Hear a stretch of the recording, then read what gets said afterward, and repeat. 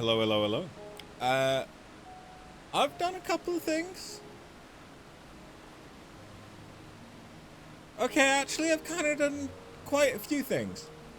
First thing, you may notice that this is my blue mage. I finally got blue up to level 80, which is its cap.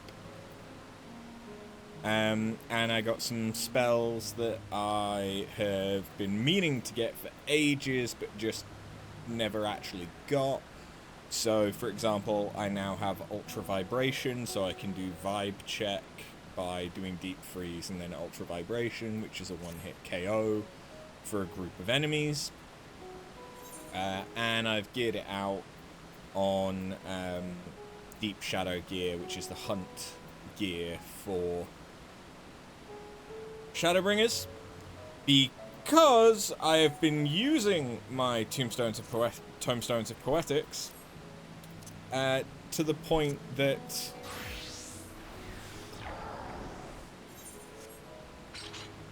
I now have the warrior relic finished.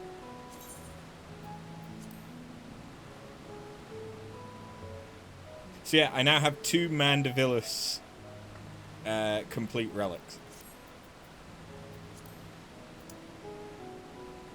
Yeah. Yeah. I did that. I done did that. This is the 3rd stage of the axe, which I kind of like. It's got a nice fire effect. And it's just something different. As much as I like the Ragnarok from A Realm Reborn, I've been using that since A Realm Reborn, so this is something different, and I think it does work with the sort of demonic berserker look that I've currently got going on.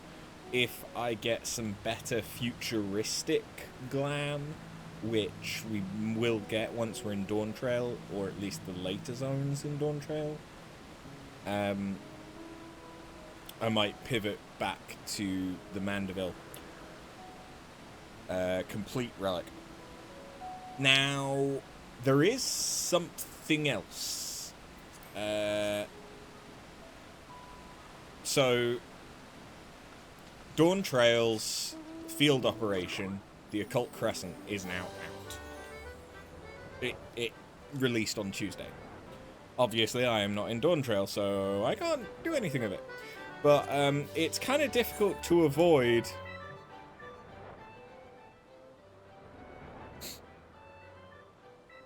Demi-Atma is clearly a stage of the relic process. So yeah, we were having a conversation about Atma last stream, a couple of days before the patch released. So yeah, that happened. My plan for today is to do, or at least start, the normal raid tier for Endwalker, because I believe we can just unlock that now. I believe that is just a beat Endwalker thing, and there's no requirement to Chthonic Horns. No requirement to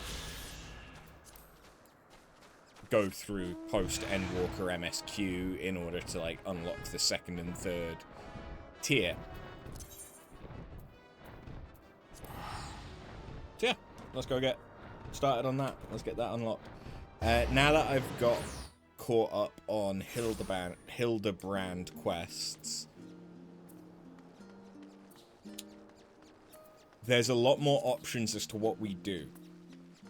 Although it basically boils down to, do we want to do the normal raids and optional dungeons, or do we want to jump into post Endwalker MSQ so that we can unlock like the Alliance raids and the optional trials and stuff like that. Elden Ring Night Rain comes out tonight. Like, in a few hours tonight. Not early enough to do it this stream, but we could stream it tomorrow. I currently have a poll going on to see if people want me to start playing it tomorrow. And at the moment, it looks like we'll be playing that tomorrow. So it might be potentially a week before we play FF14 again. So, yeah.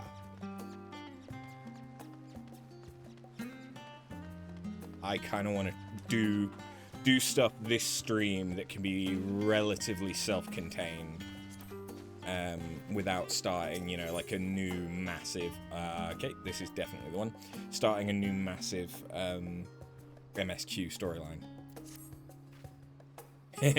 It appears my calculations were correct. I knew that at this very spot I would encounter none other than After, the hero who saw through the final days. Saw us through the final days, even. So certain was I of my math that I stood here for... Well, let's not concern ourselves with that. I am Nemjiji, not Nemeji, Nemjiji, assistant to one Professor Claudine. We work with the Aisha to observe the ethereal sea and delve into its myriad mysteries. Some mysteries, though, are beyond even our capabilities to unravel. The strange crystal we but recently discovered, for instance, defies our every conjecture. You've been to the center of the star and far beyond it, however, so we hope that you may see something in this crystal that we academics do not. I beg you lend us your well-travelled eye at Apora. Professor Claudine will be eagerly awaiting your arrival. Okay. To be fair, I don't want to do this as Warrior. I probably want to do this as Dark Knight. I mean, it doesn't really matter because you don't tend to get experience from these capstone quests.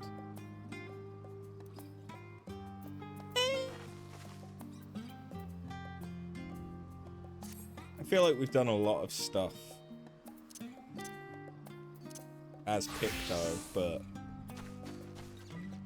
I also kind of like this glam and actually seeing it. So yeah, we'll stick with this for a little bit.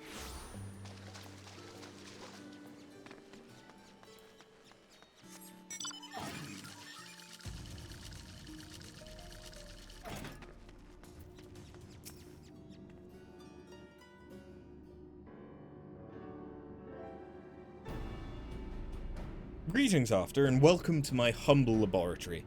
I'm sure Nemjiji has already told you plenty about us, but allow me to introduce myself personally. I am Claudine, leader of this little research collective. I must admit, I've been nervous about this meeting ever since Nemjiji set out to find you. For a researcher in my field, there's no greater an honor than to meet the first woman in history to traverse the ethereal sea and return to tell the tale.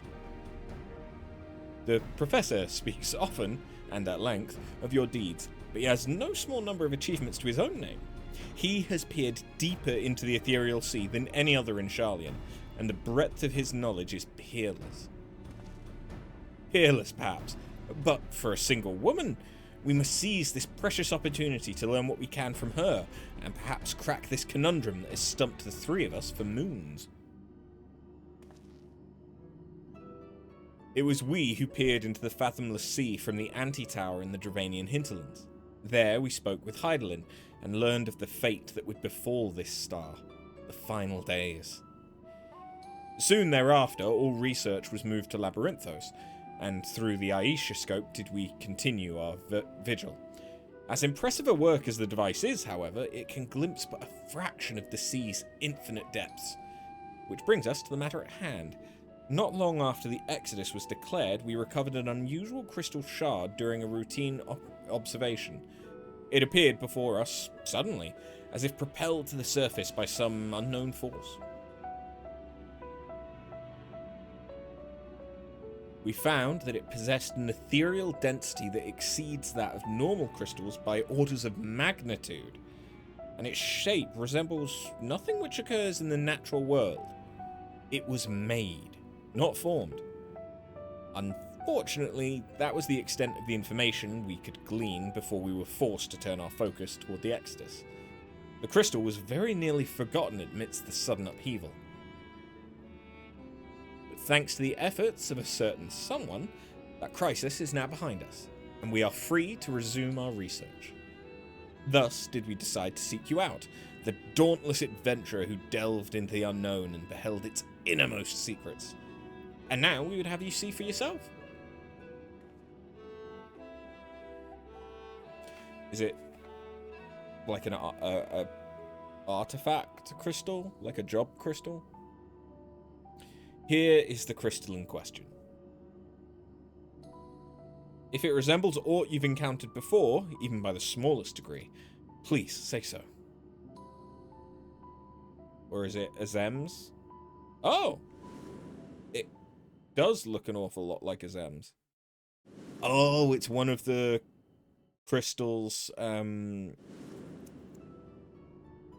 Selk made. Memory abides within this crystal.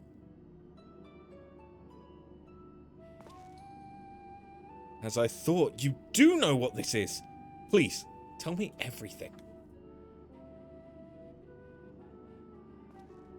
Well, you see, when a crystal loves another crystal very much, they do a special no-clothes stance, and it poops out another crystal.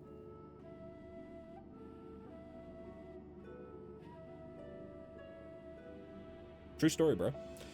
I see. The Asians use these to transfer their memories to new vessels. Fascinating indeed.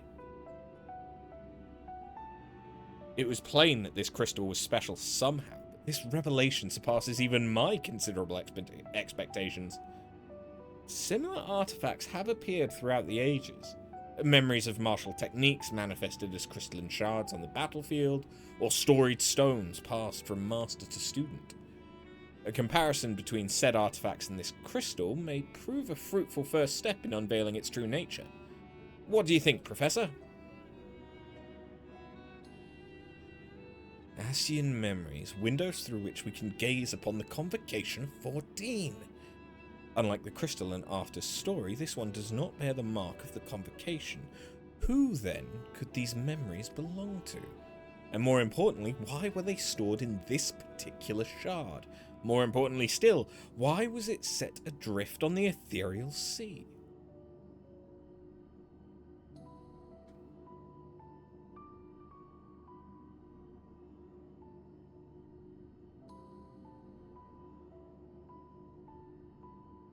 Professor!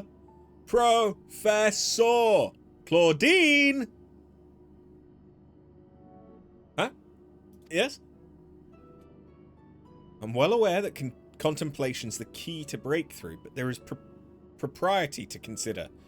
We have a guest, one you invited explicitly. Must we do this every time?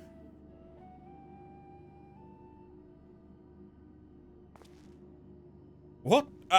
Yes, of course. Our guest. Terribly sorry. I do so easily find myself unmoored by the tides of rumination.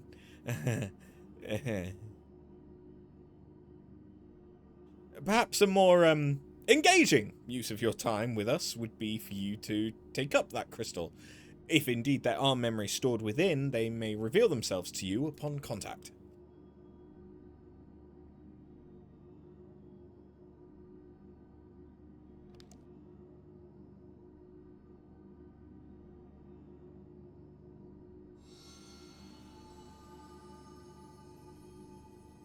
If anyone, message, come, Pandæmonium, please, faces, grave threat, star, in danger.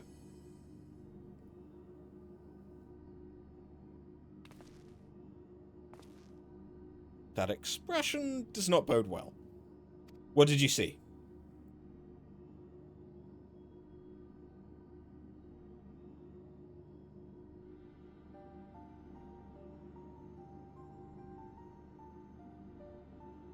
Pandæmonium is not a word I've heard before. If my knowledge of the ancient tongue serves me, it means all demons? Not a name that inspires optimism, all things considered.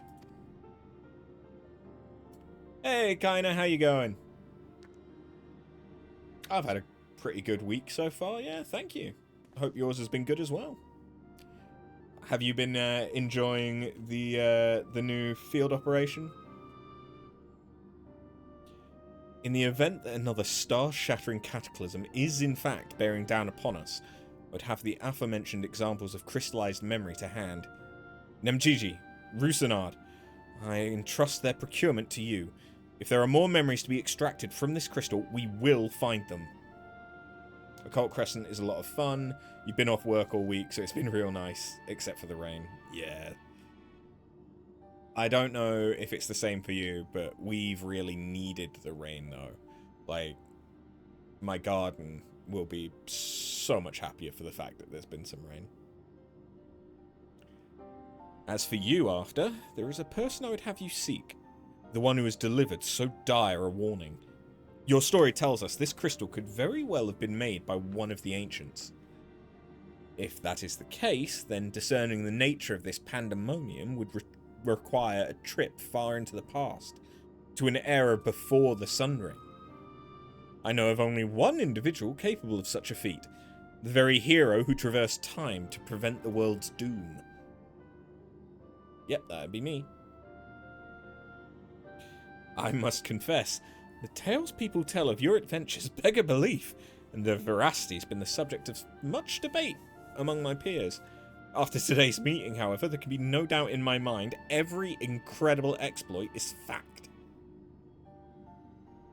So I ask you now, return to the past, find out what and where Pandæmonium is, and if we need to be concerned by this message. Thank you. For the time being, you should keep the crystal in your possession. I do not think you have seen the last of its memories, and more may be drawn out as you approach their source. Safe travels, and may we meet again soon to share our findings.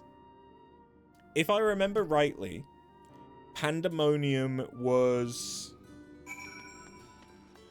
Was it Garland?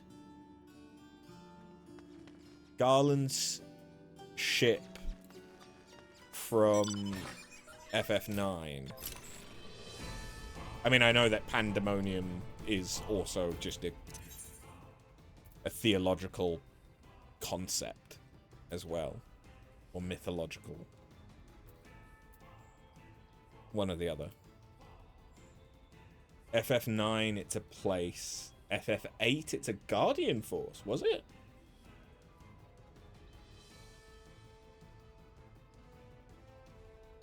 I remember getting Diablos.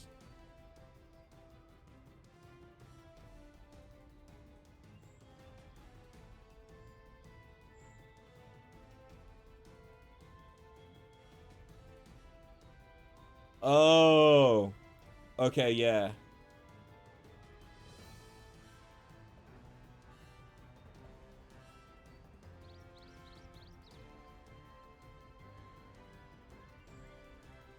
I think I got this. And I think I named him Queef.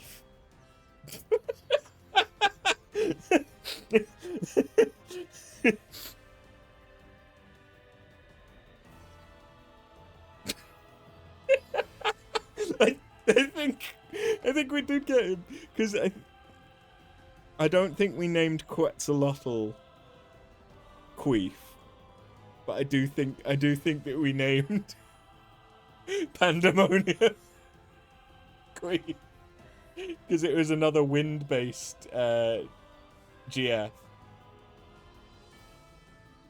Yeah, no, okay. Yeah. I must admit, FF8 is, out of the 3D Final Fantasies, it is the one that I remember the least details about, because until I streamed it, I had never actually beaten it. Like, I'd never done Oh, wait, no, I needed to go to the ocular. The ocular? I can just come to Elpis. Unless I'm going somewhere that isn't Elpis. Ah. I figured I'd access it through here. Apparently not. Something I really should do is I should talk to the sheep today. Maybe I should do that now before we get invested. Yes, once you understand the junction system and the so there's understanding the junction system, then there's understanding triple triad and draw. And once you understand all three of those, you can get overpowered so fucking quickly. Because you just get one of the triple triad cards, convert it into the resource or the spell, and then you junction that, and suddenly you've got like 255 strength right off the bat. I think actually the first one is Laguna's card, and that gets, I want to say that gets you either defense or health, but I remember doing that. I remember getting triple triad cards, converting those into magic, and then using the magic in junctions to ridiculous effect. Like Meltdown was, I think Meltdown was gave the player defense, but it was also just a really good spell. That's so Andon. How the fuck am I going to talk to a sheep?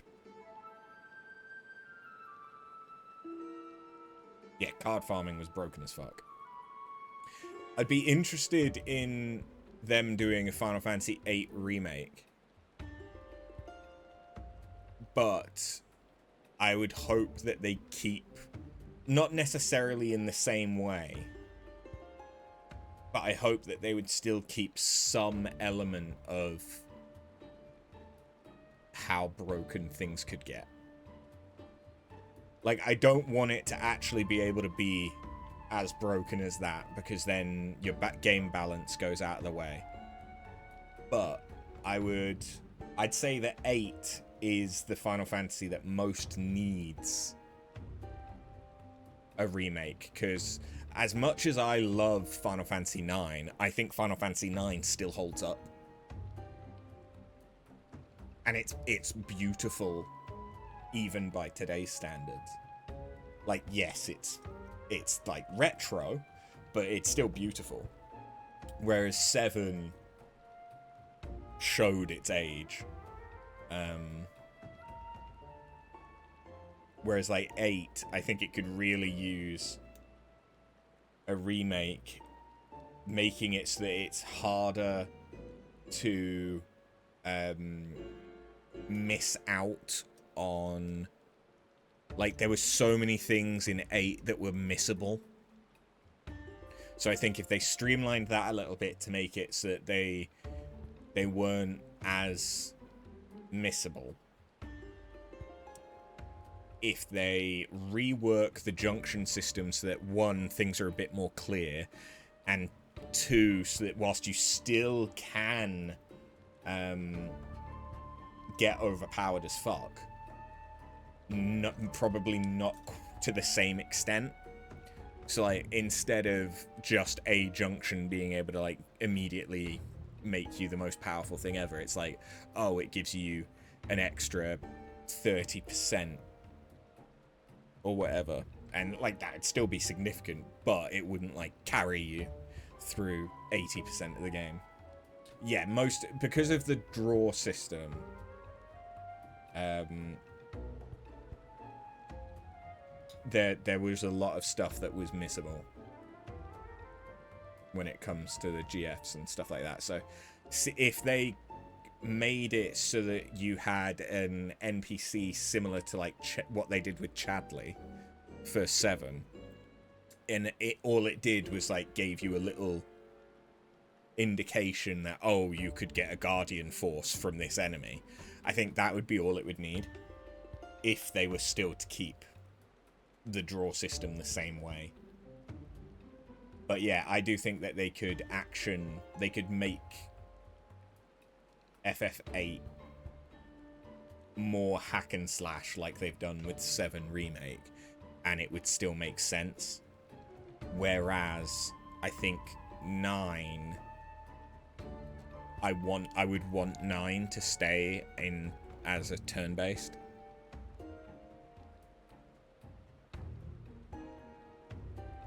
Because otherwise 9 with the trance system, because that isn't limit break, it would basically just be, oh, I'm doing basic attacks. Oh, trance! Now I do my burst.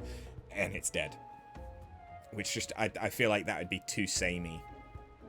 Whereas 8 and 7, because you have normal combat where you can kill everything, and then you have the limit break for your super duper attack.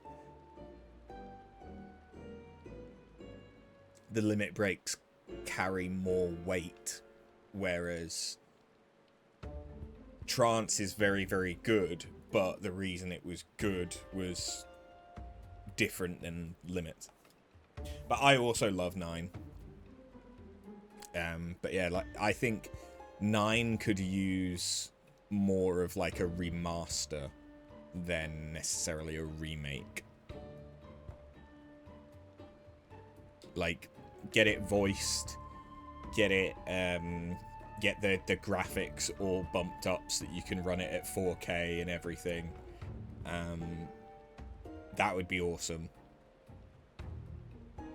But I think the gameplay is solid as is.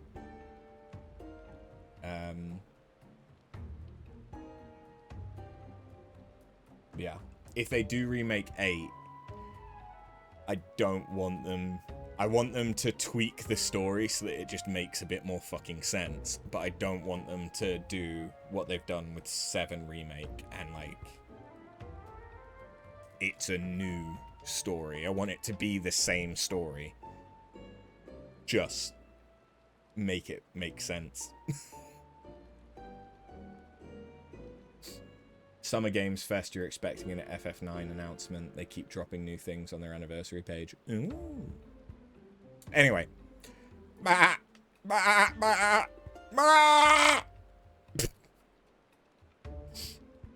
Every so often I remember that wall there is shared with my neighbours.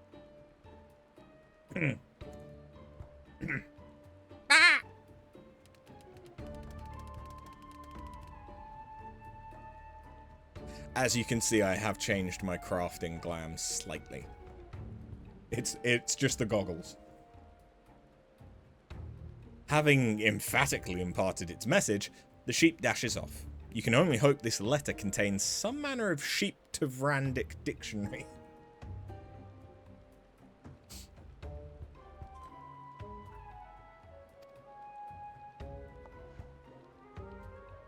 Our headgear options are limited, so whatever works. Oh, are you a Viera too?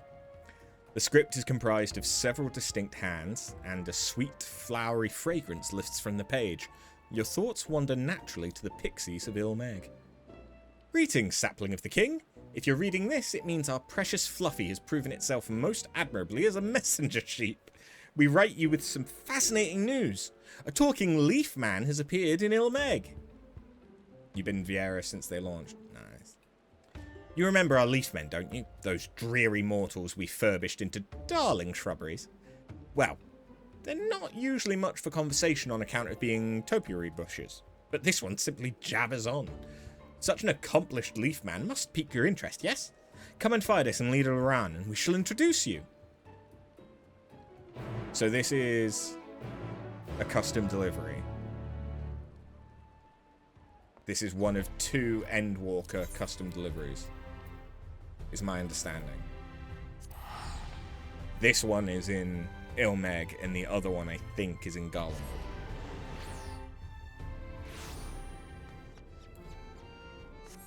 But I think the one from Garlemald won't. I think there might be some part of, like, the MSQ where you start, like, rebuilding Garlemald or some shit. that it might be locked behind.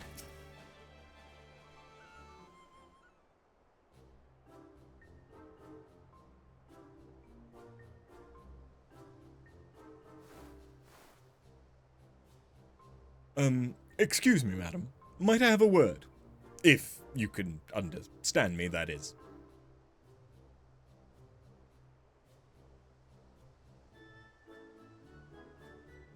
You can? Oh, what a relief. Please, help me. My mind is a terrible haze at present, and these flittering, chittering children have done nothing but cackle and poke at me.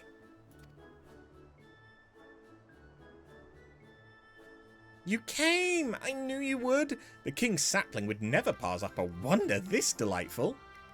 I am Aotir, and this is Lor-Ul and Aink Os. We wrote you that letter together. What's up? Sapling? Wait, are you a plant? I thought you were a person come to help me. Oh, please tell me you aren't some tree who simply looks like a person. I am Feoul's stalwart sapling. Don't worry, I'm a sapling to some, but definitely a person. Is that supposed to make sense? Why, you sound so distraught, as though you aren't the greeniest and leafiest one here. What marvellous fun this is. In exchange for making me laugh, I'll share with you both a little secret. This chatty little bushling sprouted from none other than Andon, one of the leafmen inside these stables. As for why, who knows? Maybe Andon's spirit simply overflowing with life, or maybe all my pruning and wishing finally paid off. Or both. Hey, Patinga, how you doing? Regardless, the two are connected by their roots, which means they are both undeniably Andon. So, my name is Andon, is it? My memories are so muddled. I can't tell if it feels familiar or not. Why don't we muddle Andon back into his original form then? That sounds like wonderful fun. Oh, how lovely. Let's change him back. No, absolutely not. Mudpie? Everyone knows that trying to change a leaf man back only ends in a mucky mud man. Andon won't be another attempt gone wrong. I won't allow it. You mean to say my choice is between remaining a bush or becoming mud? That I shall never again assume personage? Oh, say it isn't so. Please.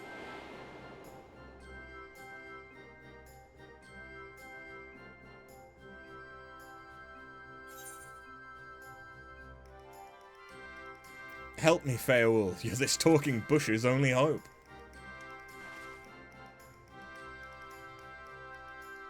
One of the rare times that we'll actually call on her. Yes, yes, that's it, my most precious sapling. You should have called upon me immediately, of course. But how could I be anything but delighted you remembered me all on your own? Whatever you desire, your beautiful branch is at your beautiful branch is at your service.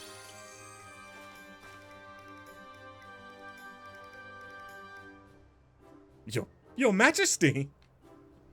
'Tis true, none have yet returned a leaf man to its original form, but let such improbabilities become mere trifles if such is my sapling's wish. In fact, it could be accomplished by none other. You and your friends possess the ability to heal those tainted by light's corruption, do you not? Were that knowledge to be coupled with my strength as king, this leaf man may yet return to his erstwhile self. So it's similar to the corruption, okay. However, such deeply transformative magics are a far cry from simple pixie glamours. If you cannot hold the clearest image of your true form within your mind's eye, your fate as a mudman is all but sealed. You know what must be done, my darling sapling? Call for me once again once the preparations are complete. I'm doing good, Patinga. I hope that you are too. Well, I take great comfort in knowing that I'm not condemned to an eternity of muck or twigs. Recalling my true form feels like a daunting task indeed. Speaking of true forms, what was the consensus on yours then? Person, tree? Honestly, I'm more confused than ever after that last conversation. Ooh, a nickname! That makes far more sense. You do look quite like a person. And you say your name's After. A pleasure to meet you. Now, I don't mean to impose, but seeing as I am shackled here by roots and surrounded by plant-harassing mischief makers, you may be my only living ally in this world. Please, please help me remember who I truly am. Oh, thank you. I'll do my utmost to remember promptly.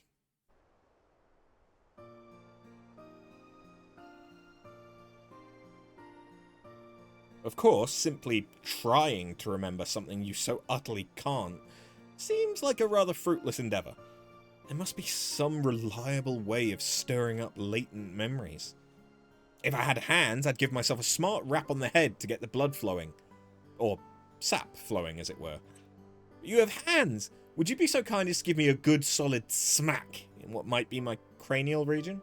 Just to get the leafy matter engaged. I can bitch slap a bush. Wait, I just got a better look at your biceps, so perhaps not. Andon, you mustn't beat upon the bush. I know I got a little carried away tugging at your leaves and all, but I'm ready to help. Now. And I know you better than anyone. I've even seen your true form before, but simply telling you what I know isn't going to help you truly remember who you were, and you must truly, truly remember your true form if you're truly to return safely. True, I must say, that's surprisingly thoughtful for someone who was tee-heeing at my distress not moments ago. But if you can't tell me anything, how do you intend to help? Well, I never said I couldn't tell you anything, just nothing too important to tell. Give you little hints and pieces instead. Like this. Do you remember being a shepherd? You so loved your fluffy white sheep. You loved them so much, in fact, that even those scary sin-eaters couldn't drive you away from your flock. You stayed and cared for them until the very end. Really? I confess, I don't remember anything of the sort. But if you speak the truth, perhaps seeing tools or materials a shepherd might use would induce further recollection. Not much of a lead, but it's all we have at the moment. Would you be kind enough to procure me some items fit for a shepherd? We'll help too. Lord Ul and Aink Os love playing shop, so be sure to check their wares for both handy and dandy bits, bobs and supplies. Lately, Lord Ul has been fascinated with what you mortals call scripts, but sweet Aink Os will be happy to take your shiny coin just the same. Oh, what fun we shall have! I can hardly wait to get started.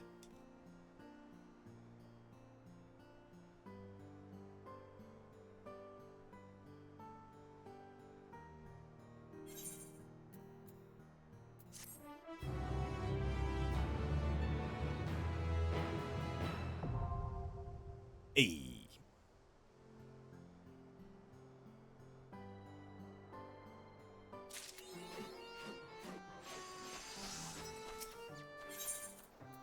Okay, sheep equipment.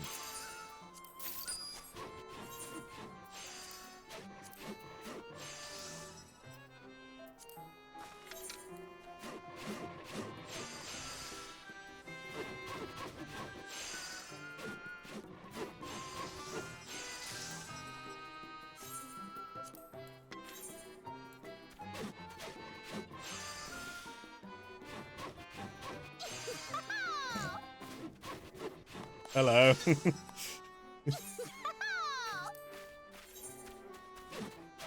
Getting cheered on by the Lala.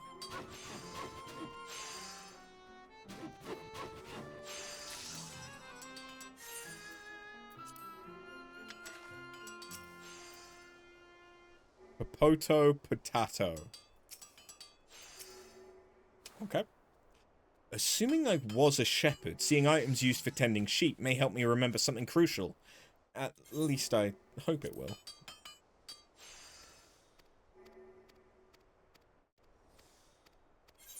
That's a point, actually. Do I have anything I need to spend scripts on?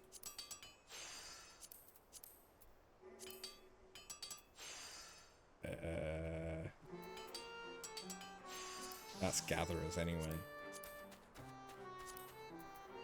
Oh, okay, no, yeah, I can. Although... yeah. Will be good for scripts.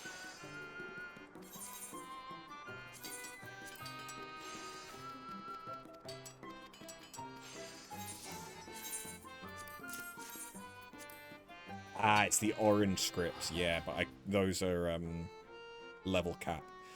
Tending sheep requires food, medicine, trimming shears, cleaning supplies. Ooh, what's that you have there? For me? I can't fully express how grateful I feel. Oh, thank you. Thank you, and thank you again.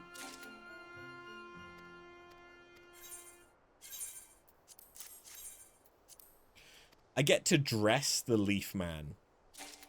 I guess we're going to get him back to his true form. Place your bets. What race is he going to be?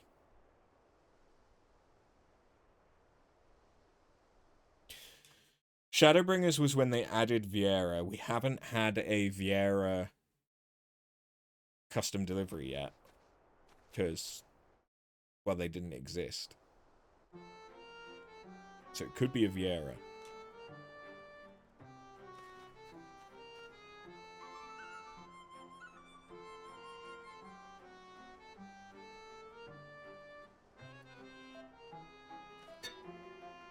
Yeah. I'm gonna place my bets and say Viera. You've brought me so many nice things. It's a shame I can't put any of them to use. Dare say I'm far closer to sheep nourishment than nourisher in my current state. But that regret in and of itself feels like a clue, and these items do seem profoundly similar somehow.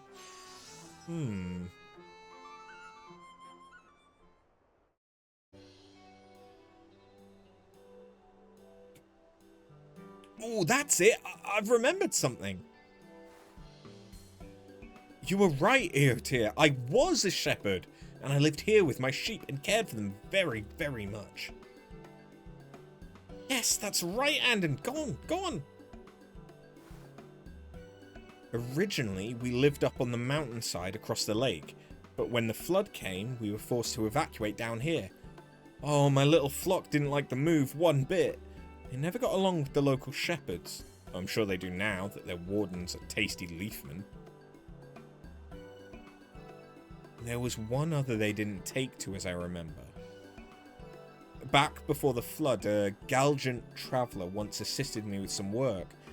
Perhaps it was due to his hulking stature, but my sheep couldn't see him but to batter him with their tiny hooves.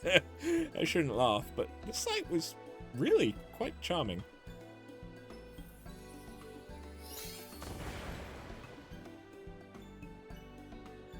Oh, he's a Rogadin? Or this is because he was remembering the Rogadin. What's this? Have I returned to my true form? But I've hardly remembered anything. No, this doesn't feel right. I can say with relative certainty I was never this gigantic. So anxious, Andon. No need to fret. This is only a glamour. Just a teeny tiny taste of who you might have many have sort of have been. Or not. Either way, I've kept that fluffy leafy head of yours for luck. Precious you look. I thought you'd feel more comfortable with the appearance of a mortal, and the more limbs you have, the more I can make them flail.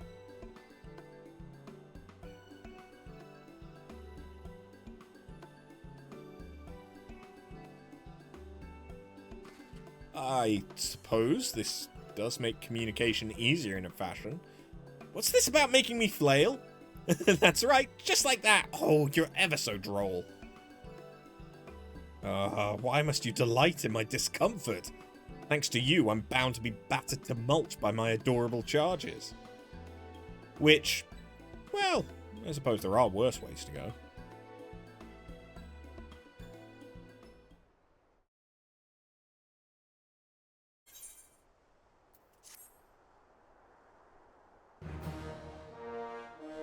I'm now considered a proper person. And yet there is still much work to be done if he is to regain both his memories and true form. To that end, new favors.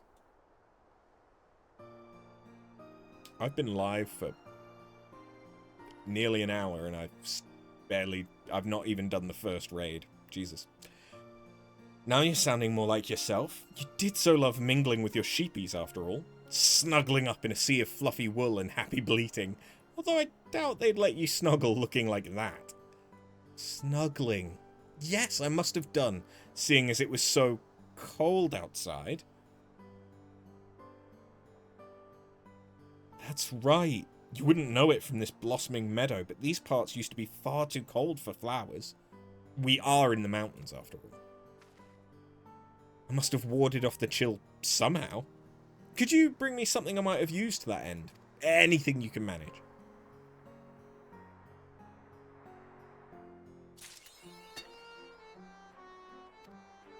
I feel like he's going to become a Lala next. Just because then you have the like the epitome of tall and the epitome of small. So he can go like, I know I wasn't this big, I know I wasn't this small. And like Goldilocks principle.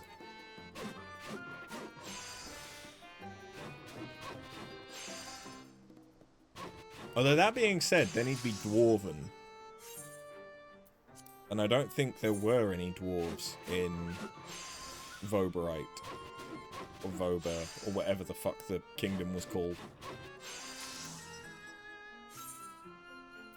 It was Vober something. It still gets chilly at night time, but these mountains were once frigid. What do you think I used to stave off the cold? Clothes, you dickhead. Mountainous climbs are nothing to sneeze at. Rather, they would be without warm clothing or blankets or some such things. For me, I can't express how grateful I feel. Okay, so he just says the same thing. I think Kai Shir had unique dialogue for the high quality stuff, depending on what it was you were delivering. I just realized his signature. His signature is a leaf. That's adorable.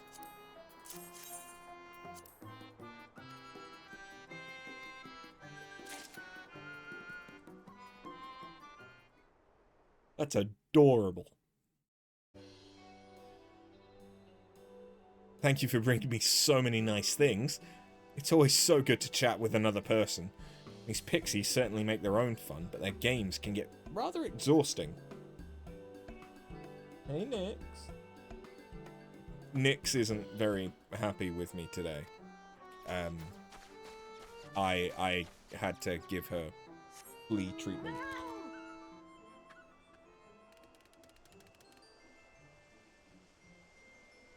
Come here.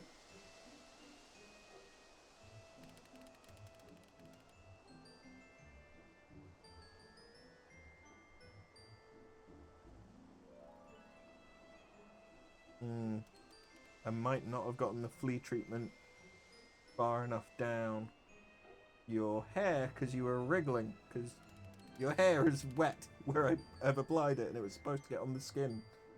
Oh well.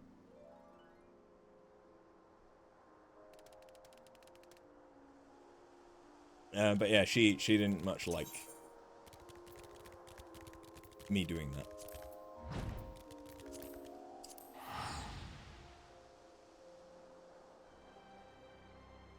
I've also had to put dewormer in her food just to try and get her, like, I don't think she has worms, but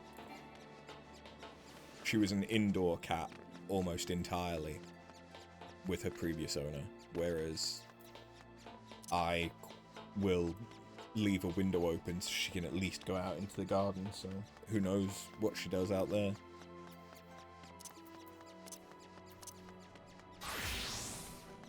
Better safe than sorry.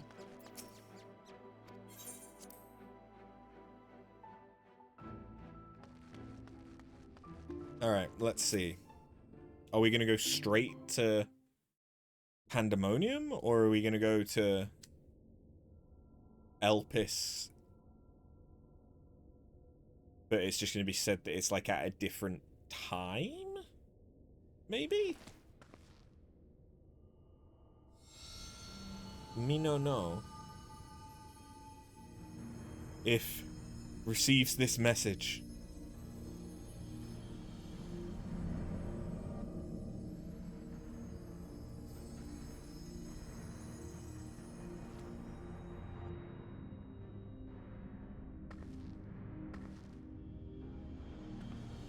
I imagine... Come Pandæmonium. Quickly. I imagine we're going to meet more of the members of the Convocation of 14. Or at least I hope we're going to meet more of them. Because so far we've only met Elidibus, Lahabrea, Emmett Selk, Binar.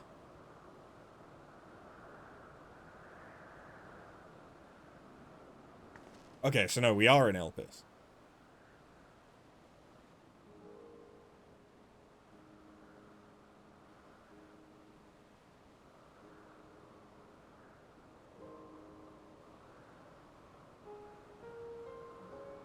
Ugh. Hello? Who are you? A young Hythlodaeus? Could it be?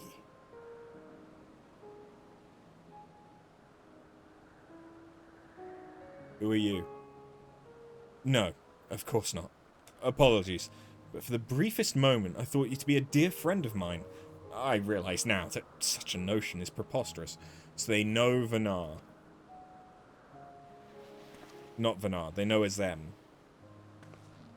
Who I suppose is the other member of the Convocation. And Vinar is no longer a member of the Convocation. She told me a falling star would appear before me, and I suppose you must be it. Truth be told, I did not expect the expression to be so literal. You look like you're just a baby. Watch this be, like... I doubt it's Themis. Okay. Okay, maybe you're not a member of the 14 after all, then. But then why would you know as them? The robe color is a clue. Well, the only other person that had a white robe was Vinar. Right?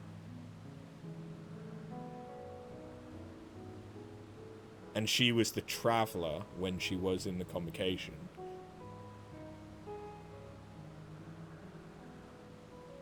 Either that, or this is Elidibus. Because Elidibus wore a white robe as the emissary.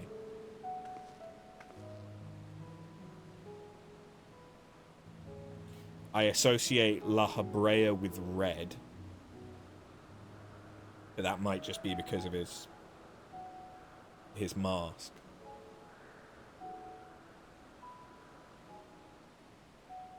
Oh, there's also that other one that we kill in Heavensward, alongside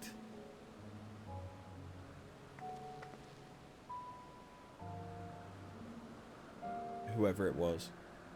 It wasn't Lahabrea. Was it? No. Bernard did after she stepped down but didn't go into the ethereal sea. So this would be someone else that has stepped down but didn't. I have cat hair all over my finger. So it's someone else that didn't go into the ethereal sea.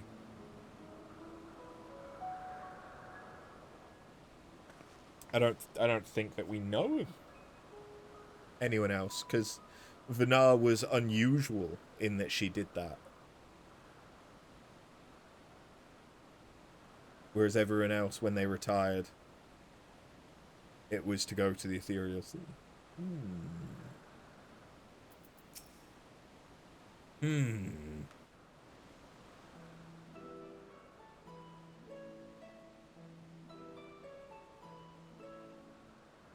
Apologies for not introducing myself properly. My name is Themis. As you can see by my bare face, I am not one of Elpis's observers. Rather, I'm come here on an assignment, which has been more or less routine up until this very moment. They do kind of look like a young Emmett Selk, though. You certainly do know how to make an entrance. I must wonder what brought you here, for it is plain that you do not belong here. Or any place I know, for that matter. That's mainly just the hair colour. I'm a Zem's familiar. That worked last time. Unless you are a Zem.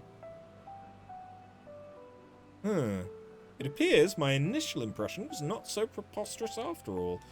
I did not know my friend had such a unique familiar at her disposal. But yeah, the fact that you know a Zem. If you're here at a Zem's behest, then I believe I can hazard a guess as to your purpose. You're here to investigate Pandæmonium, yes? If so, we may be able to help each other. But first, might I trouble you to explain how you came to collide with my skull? I fell. Soz.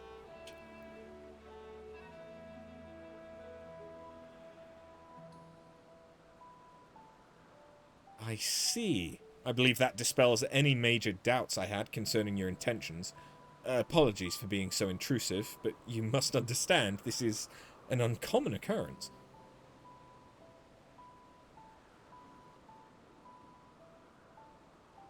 I shall pry no further, for I am well aware that we all have secrets we must keep.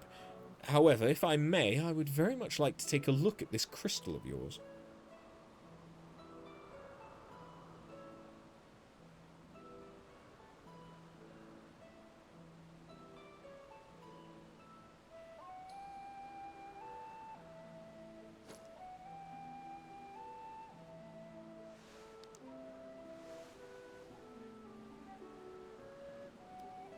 Fascinating. While I can't say much as to what it contains, it is clear that there are memories stirring within. Memories that speak of something gravely amiss in Pandæmonium.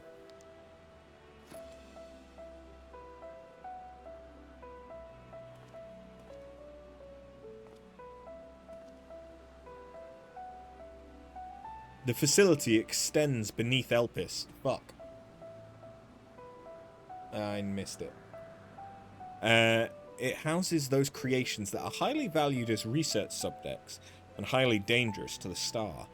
Naturally, it is strictly guarded and under constant surveillance.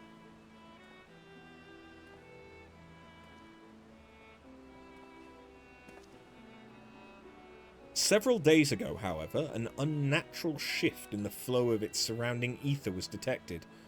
Soon thereafter, all communications from Pandæmonium ceased. Emiger, I am here as representative of an organization that works directly with the Convocation and have been tasked with investigating this incident. Now that there is some measure of transparency between us, might I offer a suggestion as to what we should do next? So is it the organization that is why they're dressed in white, rather than them being... Are they part of the same organization that Vinar was? During the course of your investigation, you may discover valuable artifacts. These can be exchanged for equipment by speaking with Mylene in Apora or Diol in Razat-Han. Okay. So it's just that the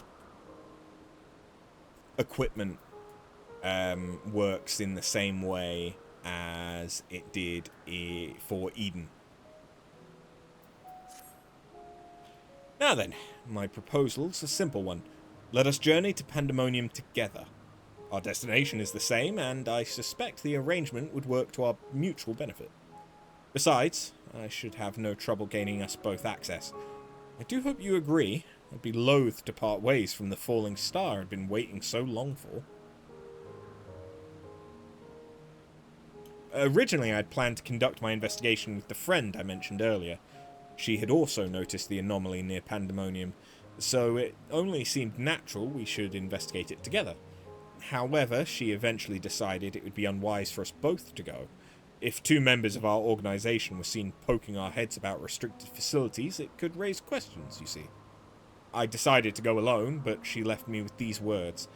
Fear not, for in my absence a star shall fall before you. While I could not comprehend her meaning at the time, I believe I now understand. She does have a way of being right about these things. Even so, her hints of what to come are generally more cryptic. I suppose I should have kept my gaze to the heavens. Suffice it to say that I am grateful for your presence either way. As for the matter at hand, we must first gain permission for the words of La Habrea for entry into Pandæmonium. There ought to be a speaker waiting at Anagnoresis. Okay, so we are going to meet La Habrea?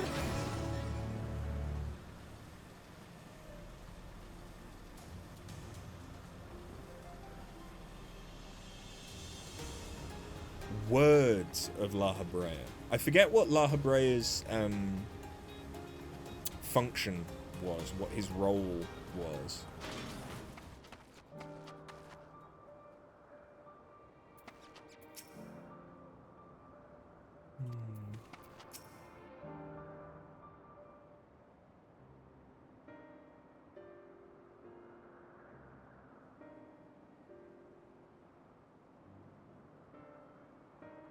What a fascinating etheric signature.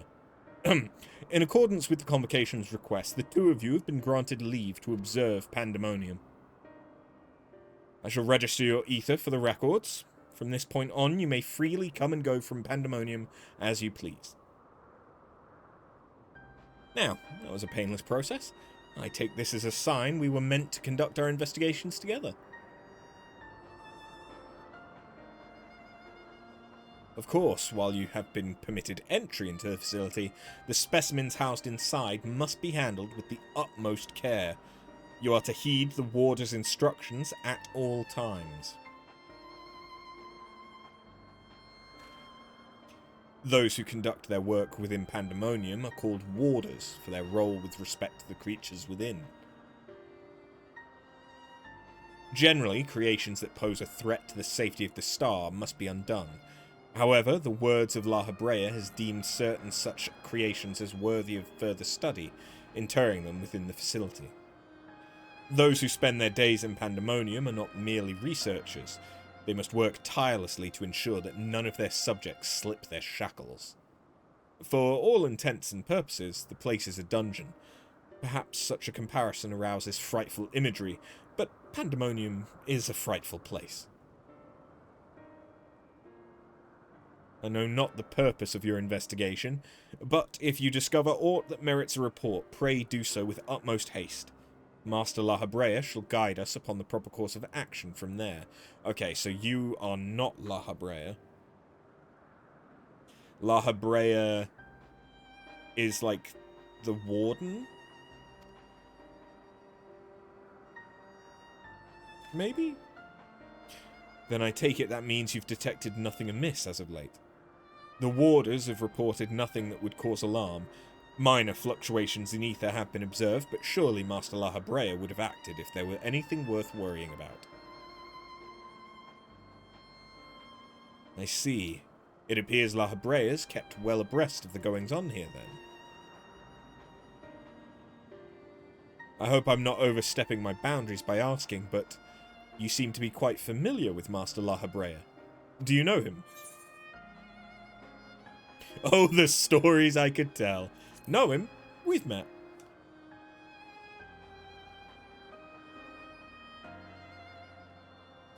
That a mere familiar would have had the honor to meet Master La Habrea. He is not known to easily afford others his time, so you must be extraordinary indeed to be granted even a moment of it. Regardless, while I doubt I need tell you this, he is of the convocation. Take care that your actions do not hinder his work. And with that, we're free to make our way to Pandæmonium. The noose that will take us there is on the eastern bank of Leth. Let us delay no further. Well, no, with it ending in E, it's probably Leave? Or Lethe?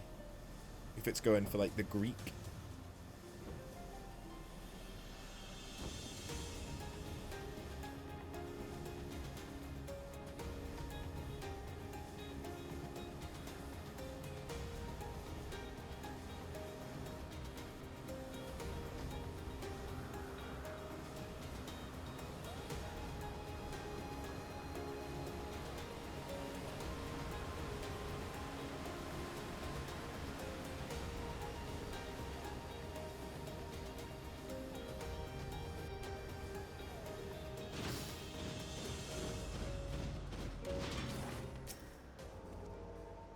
Had to contain my surprise for the sake of appearances, but is it true that you too have met La Habrea in the flesh? I find you more fascinating by the moment. Still, I shall refrain from asking too many questions. Secrets will make our journey all the more intriguing. We shall come to know each other in time, I wager, or else why would fate have orchestrated our meeting? In any case, let us be off. Truth be told, this will be my first time beholding the fabled Pandæmonium with my own eyes. Here's to a new adventure, eh? He seems very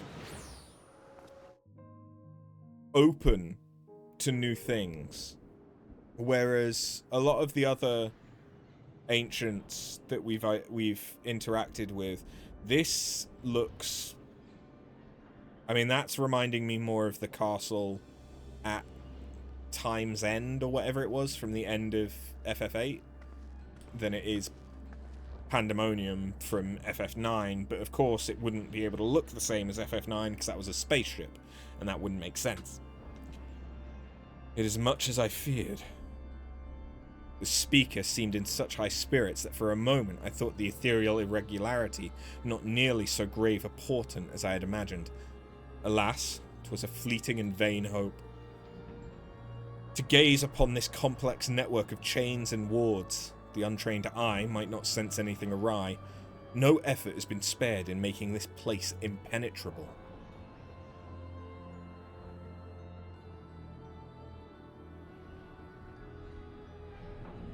I mean, it's gothic as fuck. Of course I love it. And I know that I'm gonna love the gear from this raid tier. Even the finest of masterworks is not without its flaws, however. Someone, or something, is tampering with the protections. It is working from within, eroding them from the inside out.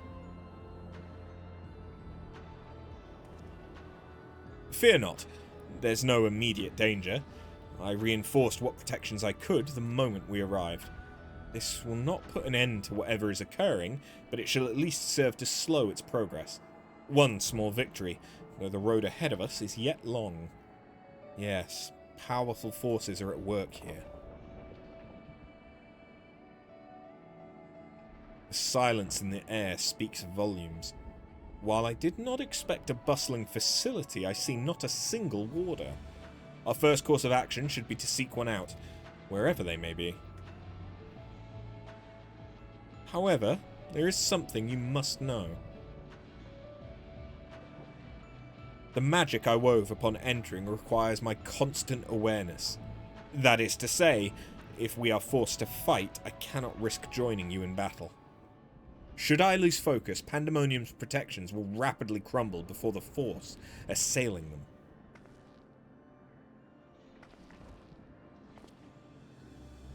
Were there another way, I would gladly choose it.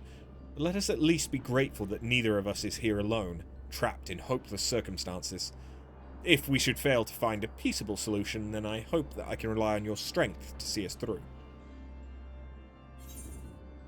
Of course, you have my promise. This request doesn't come as a surprise, to be honest. You have my promise. I meant to click the other one, but it's fine. Thank you for offering your help so willingly. If weapons are drawn, I hope to be able to at least lend at least a touch of magical support. Creation magics do have their uses in that regard. I had it in mind to use your ether as basis for illusory allies that will fight at your side. Perhaps 7 shall do? Not exactly an army, but by the looks of you, a formidable band nonetheless. Then, so shall it be. Now, what, I wonder, awaits us in Pandæmonium's pitiless halls?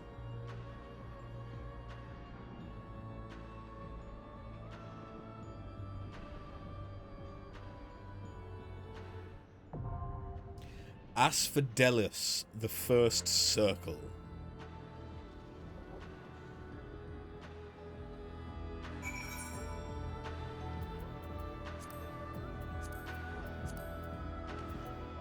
Right, let's try Sage.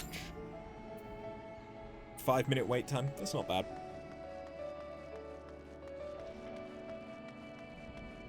I'll take 5 minutes.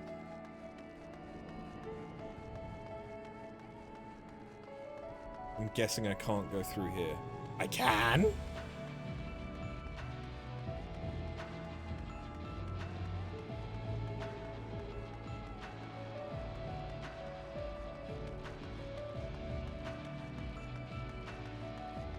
This music does not fit the vibe, by the way.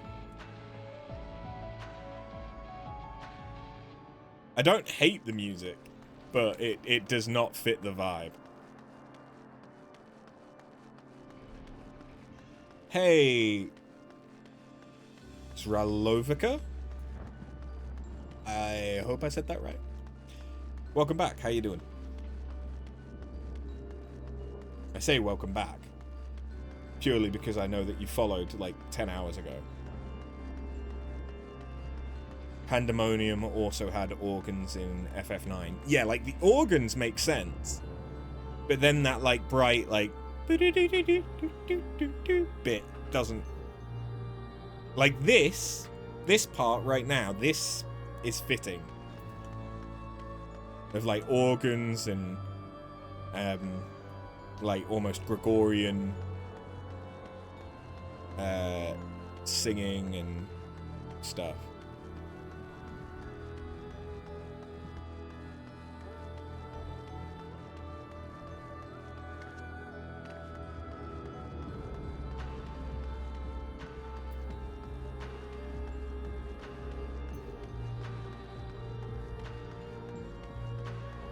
Oh, you saw me at one of the S ranks today, and you joined any Final Fantasy XIV content, so you followed. Ah, fair enough.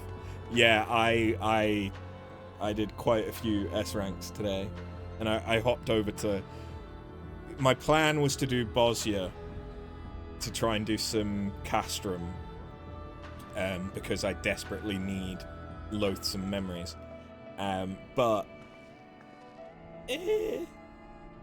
No one was really in Southern Front, so I pivoted to leveling my Blue Mage up to 80 and doing S ranks so that I could finish off another Mandeville relic. So I now have both the Paladin and Warrior Mandeville relics. But yeah, I hope that you enjoy. As you can see, to be fair, that is a point.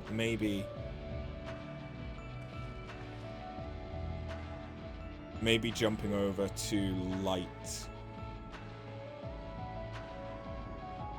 would make sense. Light is usually more active.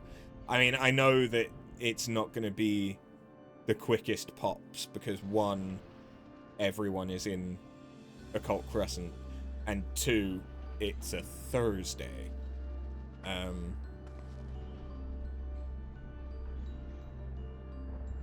But yeah, we'll see how this goes.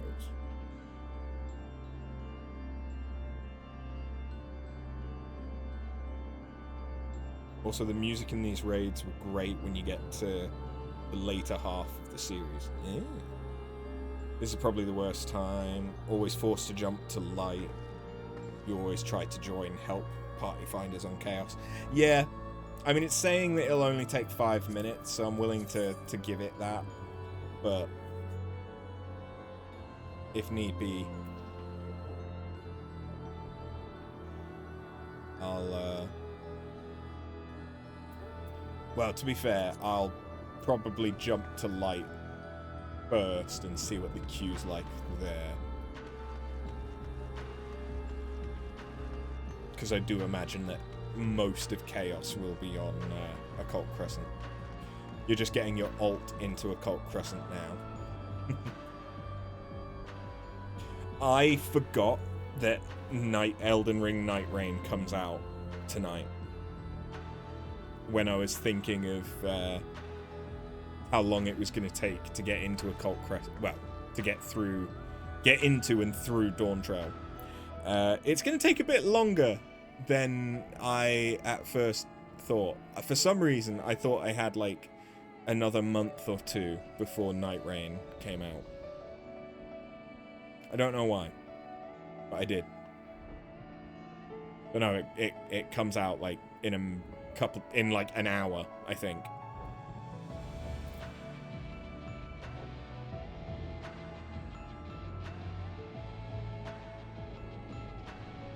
Yeah, in an hour. So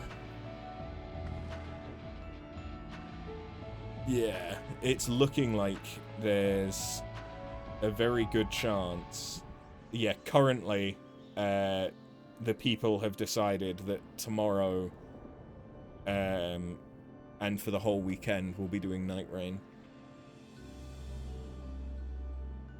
Meaning bye-bye Dawn Trail. So I started this character February of last year.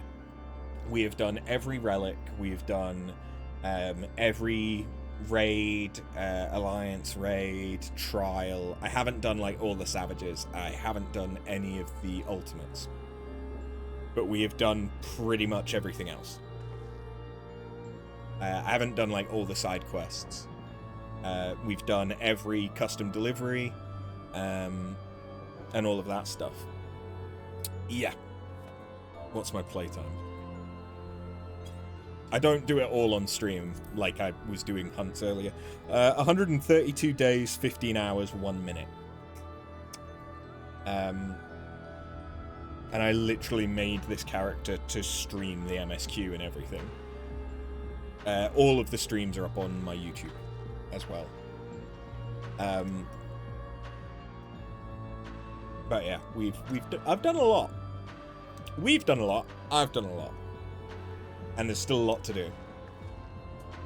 Although, by the looks of it, the Mandeville relics are not going to take very long, because I literally unlocked them on Sunday. Well, I finished my first Mandeville relic by finishing the Hildebrand storyline on Sunday. It is now Thursday, and I've already completed my second relic. What have I enjoyed the most, if you may ask? I really quite enjoyed Eureka. Not so much like I said this last stream as well. Not so much like the first few levels going into an area, but especially like once you've finished your first set of elemental armor, got your first Physios relic, and then like going back to previous areas and mopping them up. I actually really liked Eureka. So far, my favorite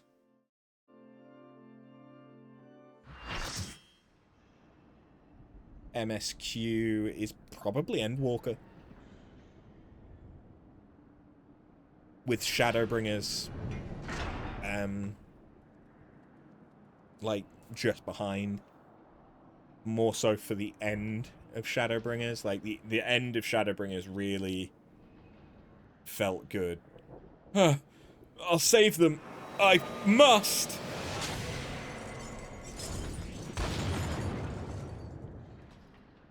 This appears to be one of the warders we seek, but I'm afraid he's in no state to answer questions. I didn't get to read the rest of it because those subtitles go by too quickly to actually read them.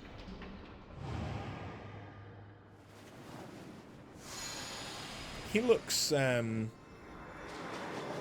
an Indian deity. Or something out of, like, Indian folklore. I think it's mainly the chains behind the head. Erichthonios. Hey, Eric. You haven't set foot there, but you've heard good stuff about it. Both Shadowbringers and Endwalker are dope. Yes.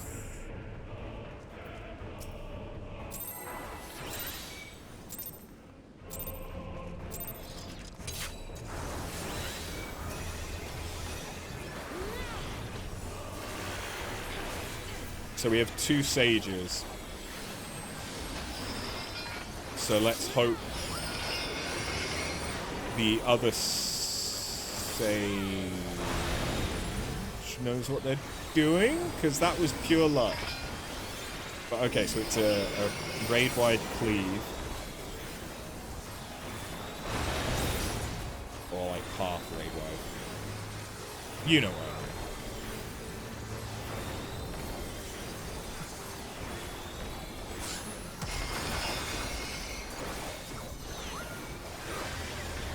Oh, something I have realized since Sunday. I am a bad. I'm a bad Astro. I mean, we already knew that, but I am particularly bad because I didn't have aspected Helios on my hotbar.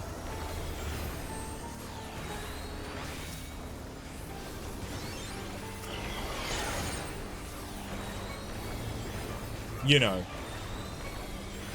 the AoE heal that gives a regen effect that isn't an OGCD cooldown.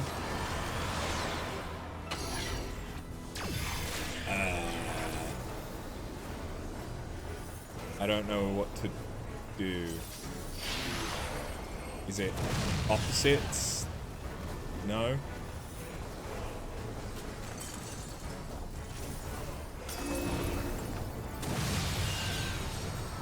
Or yes?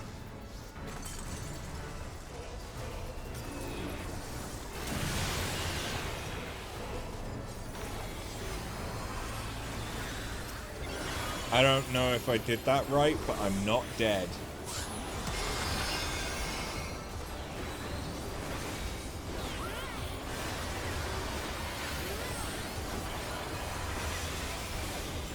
And so I will take that.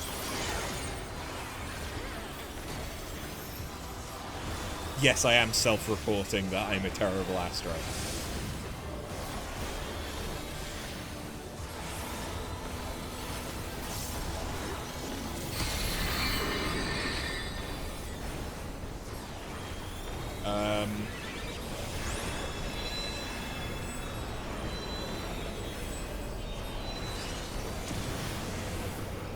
Okay.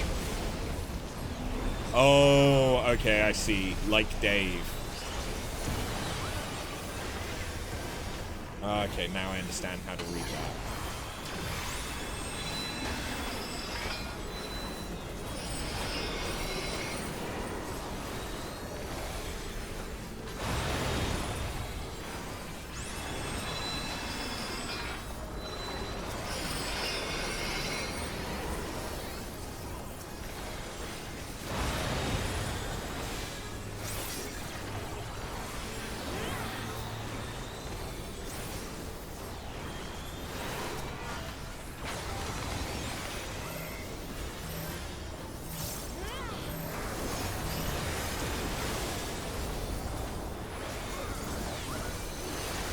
I know that I'm also not a very good sage, just in case anyone thinks that I think I'm a better sage.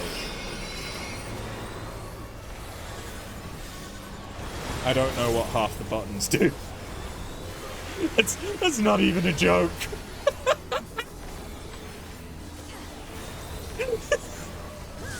That's why I've not used Hymo or Pinemation.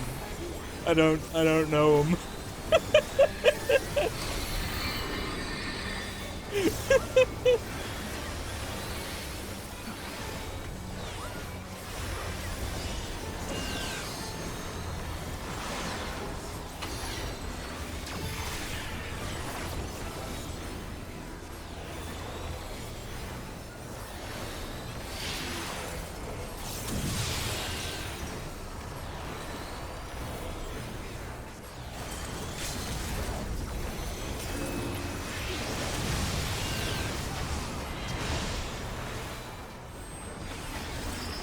Just kill it. Okay. That was actually a kind of cool fight. That had mechanics that I haven't seen in that way before.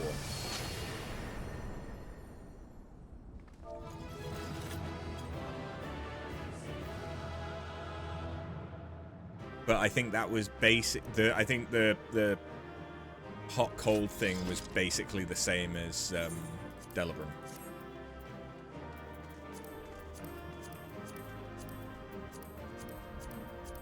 Yeah, sorry, I'm gonna need everything. I mean, to be fair, I don't care about the accessories. I didn't need to need those, but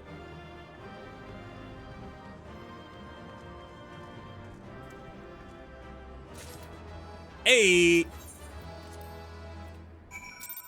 And I got some comms. You love to see it. Oh, sweet Jesus. My inventory's gonna get so fucking choked. I've been doing fates in Heavensward zones. The crafting, don't care.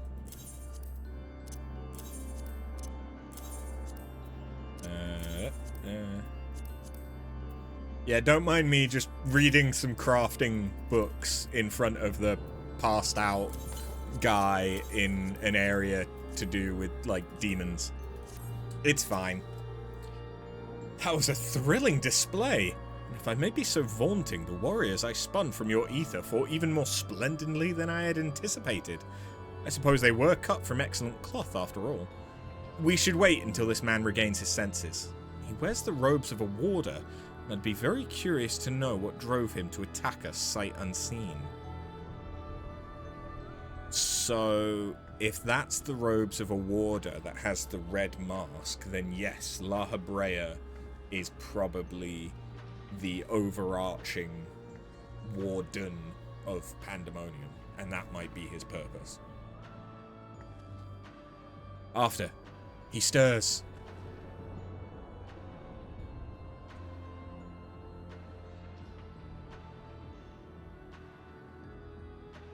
Oh wait, no, he doesn't have the red mask. He did when he transformed. What came over me? It's coming back to me. My mind was filled with a storm of desperation. Anger. I leapt at you, though I knew naught of your intentions. Pray, accept my apologies, and my thanks. Had you not knocked some sense back into me, I may have fallen upon someone less capable of defending themselves. I am Eric Thonios, a warder of Asphodelos, Pandæmonium's highest layer, and the place we're in now. One must wonder why you are so desperate to keep us out. What is happening in Pandæmonium? The creations interned within Asphodelos have been set free, and stalk its halls to no end but violence. That is, not good, to say the least. Has this ever happened before? No, never. Each level of Pandæmonium's under the charge of a key ward, who keeps strict control over the most minute aspects of their domain. They're selected with great care, and their loyalty to Master La Habrea is absolute. Yet, something has gone terribly wrong. Try as we might to hold the line, the chaos within is overwhelming. I hardly realized I'd become separated from my colleagues. I remember a chorus of whispers assailing my senses, and afterwards only flashes of rage and fury. Then blackness, from which I awoke to find that whatever had overcome me was gone. I see. Your senses may have been muddled by magics that affect the mind, perhaps the selfsame ones that saw you separated from the other warders. Whatever had taken hold of me, thank you for releasing me from its clutches. That you've come here from the surface must mean some word of our plight has reached the outside world. If you know anything that may help, pray, tell us.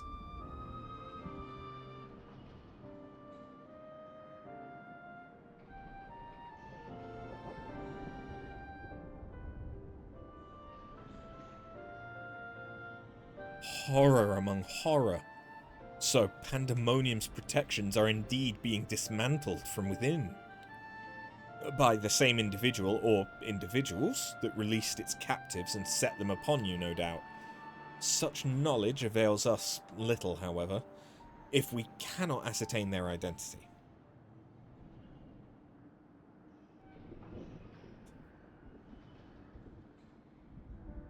Themis, was it?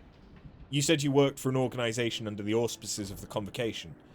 Were they to receive word of what transpired here, what measures would they take?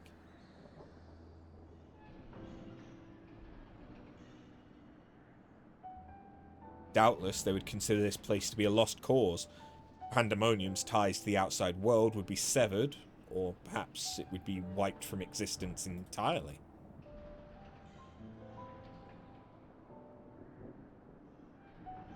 As I thought, were the creatures to escape into the outside world, there would be untold carnage. The words of La Habrea would never risk that, despite what value the research subjects may hold. All the more reason to work with haste. If we can't expect further help, then it falls upon me to save the others. I'll not leave them behind.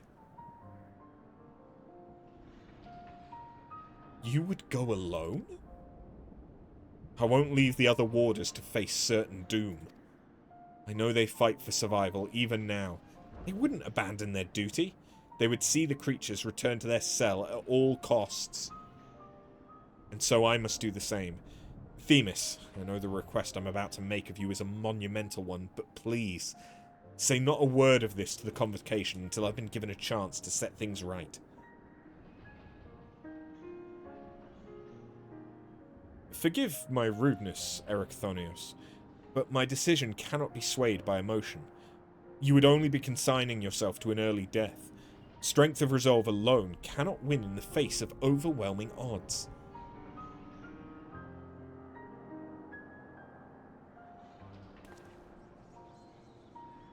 That being said, our investigation's only just begun, and we would be remiss to turn back ere we've made an exhaustive survey. So, for the time being, there is slightly more than resolve to rely upon. Sup? It's me. I knew you'd be all too eager to join us. Each moment since you fell from the skies has been more interesting than the last. More and more you remind me of my dear friend. Which goes some way toward encouraging me that this matter will yet reach a satisfactory conclusion.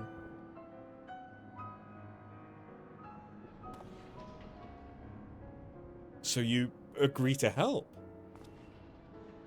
For the moment, our goals align. The protective magics of Pandæmonium yet hold, so for the moment, time is in our favour. Let us proceed upon the course you and After have set us upon.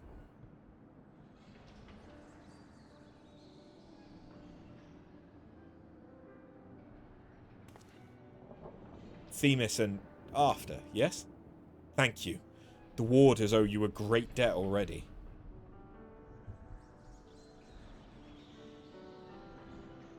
We shall be glad to have someone familiar with Pandæmonium's halls by our side. A party of 3 is ever so much more entertaining than a pair of 2. Now, let us turn our attention to rescuing your colleagues. Perhaps it would be wise to approach the gates, in case any have followed you out.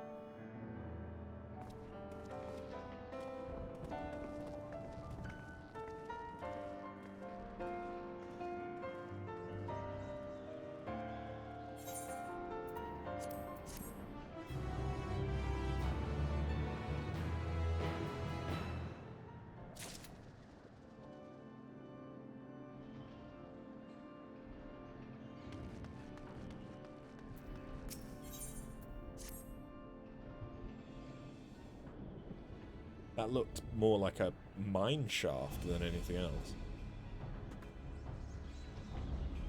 From the glimpse that I allowed myself, it kind of reminded me of Copperbell Mines. Not a sound can be heard from within, which means neither creature nor warder has made it this far. We should begin forming a plan to save them at once. Forgive me if I misunderstand, but do you mean to rescue the warders and creations both? Naturally. Although they may be dangerous, they're valuable research subjects. I wouldn't see our labour, our untold hours of study, go to waste. I dare say La Habrea would smile to hear you say such a thing. That is, if we had cause to report this incident to him.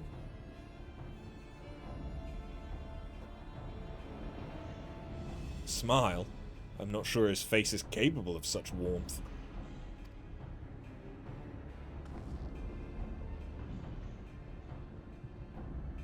Ah, so you've met him before. I was under the impression he rarely visited Pandæmonium. I have, yes. My mentor was the previous head of this facility.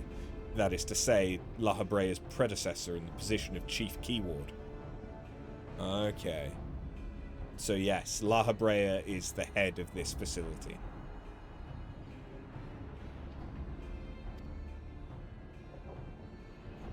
Her name was Athena, and she was a researcher with the words. It was she who appointed me to this position, in fact. I see. I did not know there was a Chief Keyward before La Habrea. Your motivation to save your research subjects is not entirely driven by duty to the words, then. You wish also to preserve the work of your mentor. You've the right of it. I'm lacking in ideas of how to go about that, however. I'm a mere warder and cannot wield internment magics. But of course I can hardly expect you to be versed in the magics we use here. If you recall, during our battle earlier I bound you in ethereal shackles. Interment is a more refined and powerful magic based upon the same principle. While both are used to keep our subjects docile, only the keyword of each tier is permitted to use interment. Even if I were allowed, I lack the aptitude to use the spell to any notable effect. Fascinating. I have some knowledge of these forms of spellcraft, actually. La Habrea himself established their foundation, if I recall. While shackles are meant to bind an object in place for a short time, interment freezes the very space around it for as long as the caster wills. Indeed, while the illusory beings you summoned in our fight suggested as much, I see your knowledge of magic is vast. Perhaps you've already mastered the art of interment, and I've been lecturing you like a child all this time. I'm afraid my knowledge ends there. I have not the precise understanding of how the invocations interact with natural laws that would be needed to cast said spells with any consistency.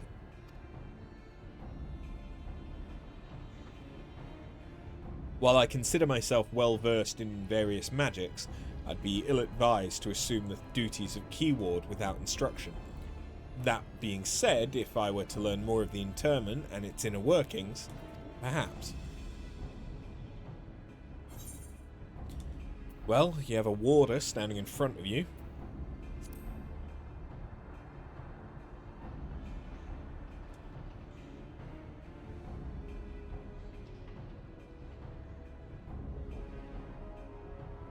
I thought Themis was ringing a bell.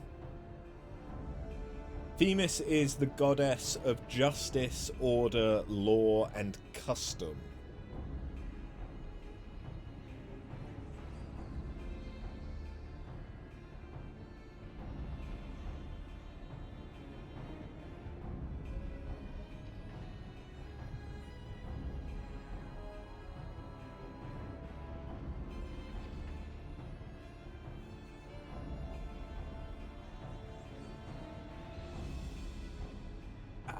And is associated with the oracles. Yeah, that's probably where I heard of them.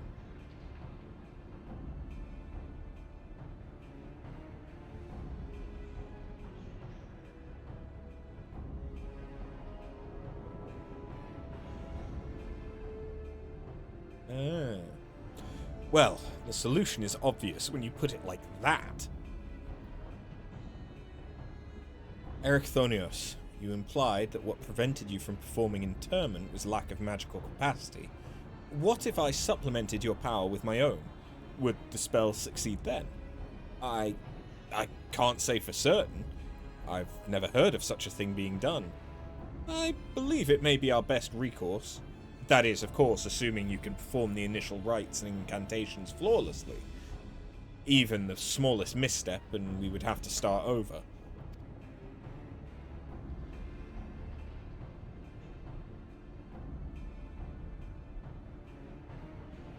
You needn't worry about that. I've seen the spells cast so many times that their motions have been burned into my memory. I won't disappoint. Very well. Let us work out the specifics afterward. Once we do, we can test out our methods on one of the escaped creatures. Though I suppose there's the matter of finding one. It would be foolish to rush in blindly, lest we find ourselves surrounded with naught but an untested stratagem at our disposal. Nay, I'd prefer to engage a single creature that After could dispatch on her own if the spell were to go awry. I agree, and I may have an idea in that regard. I recall seeing the hippocampus wandering the waterways during my flight. Perhaps it's still there. Few of the subjects housed within Asphodelos are fond of water, and I believe we'll be able to engage the beast without fear of unwanted guests. Then that shall be our first target, or perhaps subject's a better term. Before we commence with the interment magics, the creature should be weakened to a sufficient degree. I believe I can trust you with that task? As dependable as ever. Once you've given it a thorough trouncing, we shall bind this hippocampus with the keyword's magic. Until then, my illusions shall fight by your side. The hippocampus will be alone, but it's a daunting opponent nonetheless. Its magic warps the environment around it, and it'll be at home amidst the waterways. Steel yourself for a fight.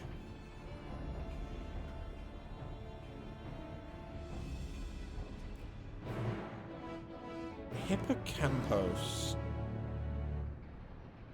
For some reason, in my head, I have similar to a kelpie in mind.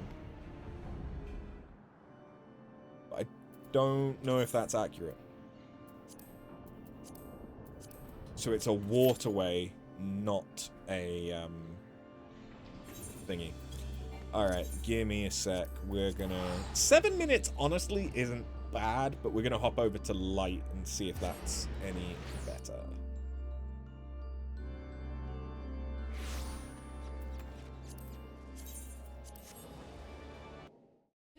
I can do them as healer though, which should mean that the queues are pretty quick.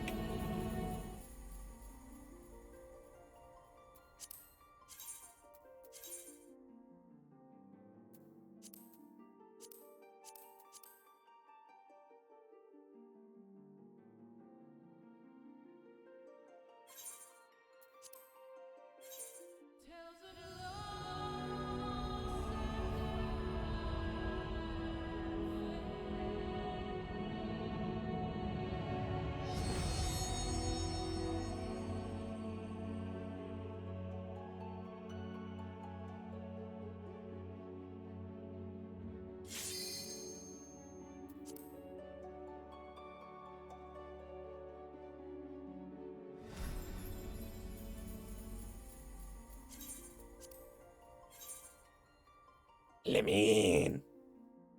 Let me in.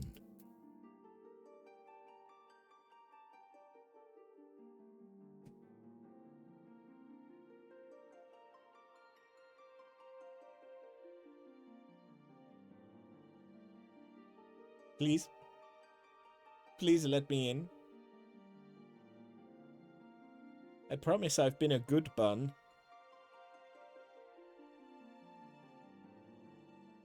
I'm here to kill demons and heal shit.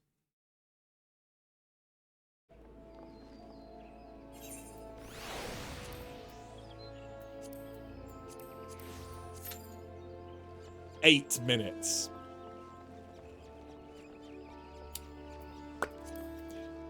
Might have been quicker where I was.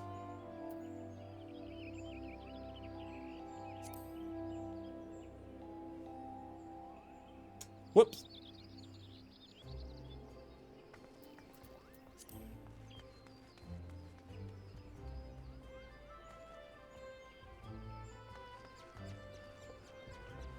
I'm sure it'll be fine. It'll be fine. We can do this one, and then I can hop back to Chaos. In the meantime,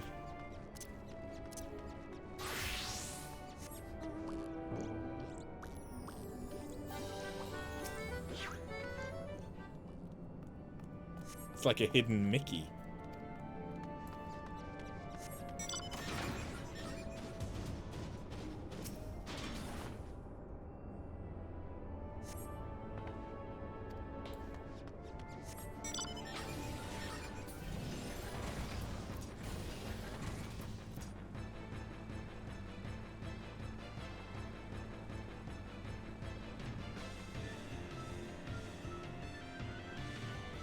Ah.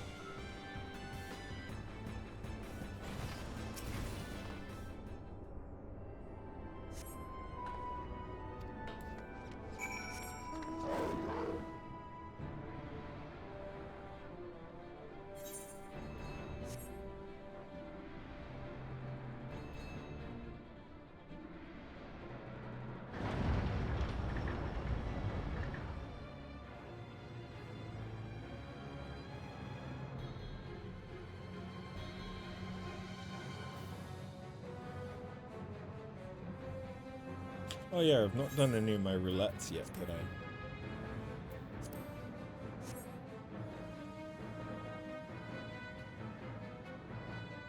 I really need to get back on doing front lines.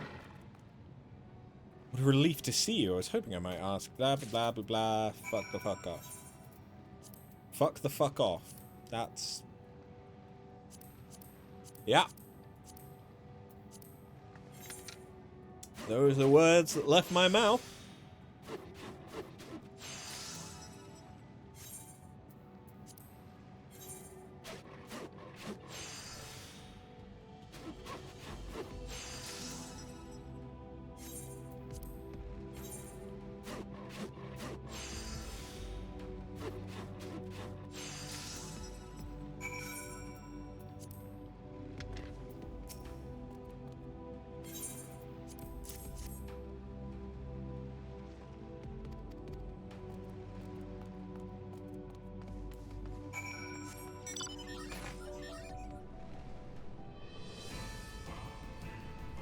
Right, just riding way to deal with now.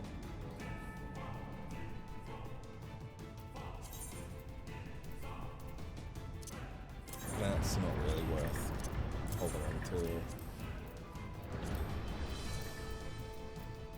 to. Don't care about leather. Don't care about that.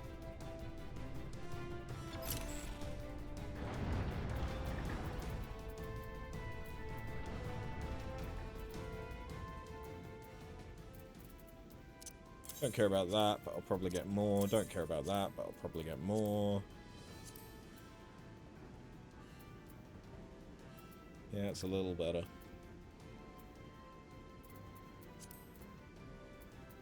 Don't care about that. Don't care about that. Don't care about accessories. Cool.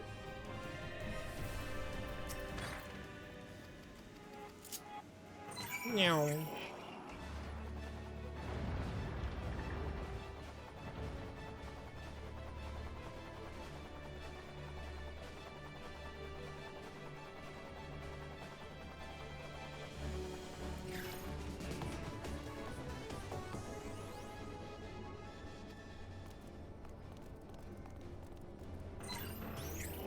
I gotta make these bunnies bust a groove.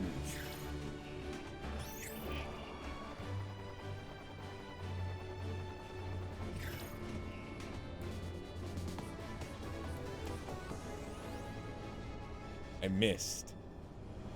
I missed with my bust a groove.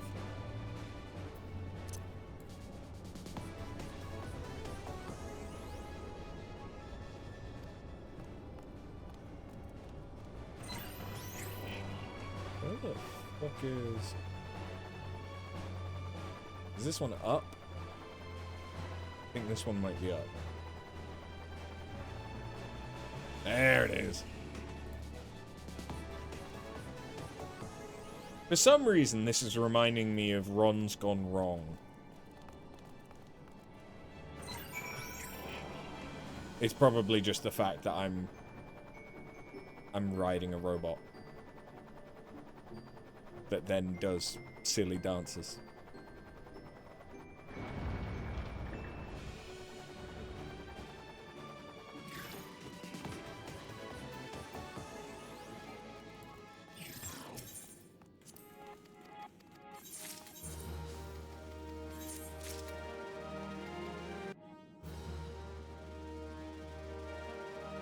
It's not looking so good for the 8 minutes, given that it's still just me in the queue.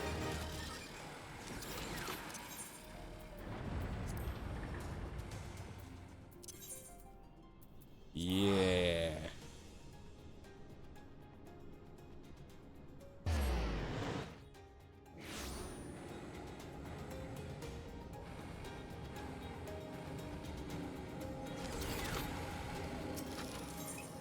Queues for content, not Occult Crescent, have been long to do. Yeah, you had to wait 30 minutes for an Alliance raid. Oof. I know that, like, during the day, like, if it's like during school or work hours, Alliance raids especially can usually be like half an hour, but yeah, everyone's doing Occult Crescent, which I can't blame them. But the kind of person that I am, I need to do the raid tier so that I can get into Dawn Trail, so that I can do Occult Crescent.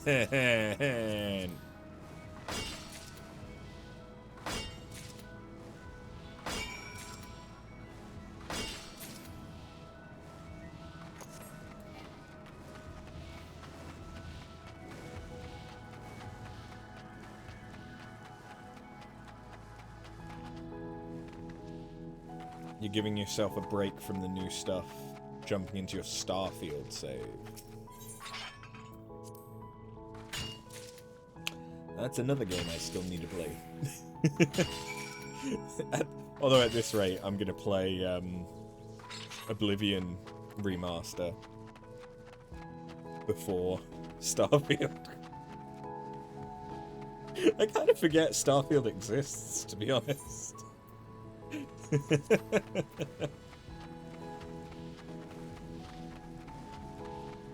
It's not so much that I have too many games on the go, it's that I have too many games in my backlog.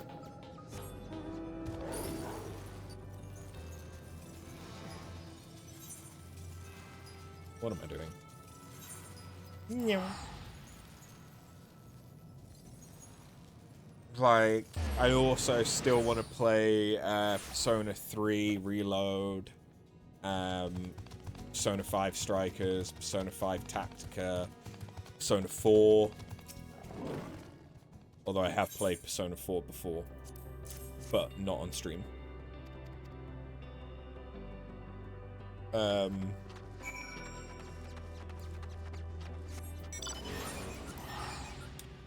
Final Fantasy XIV?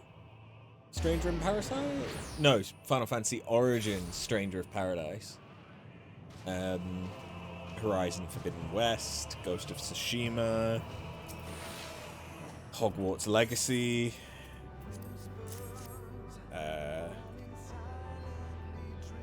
Lords of the Fallen.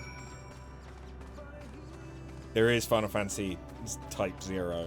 Yeah, that was... I have streamed some of that. But I didn't get very far because my gimmick is playing stuff on the highest difficulty available most of the time, unless it's like a one-hit kill or like a permadeath thing.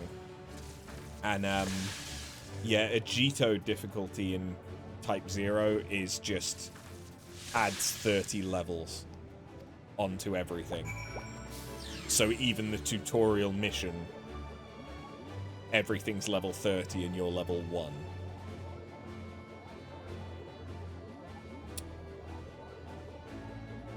So yeah, I kind of gave up on Type 0. It was also, like, you can feel it when you play Crisis Core, but, like, Type 0 very much so felt like the PSP game that it was. You have no qualms about lowering the difficulty on any game. If I wasn't streaming it,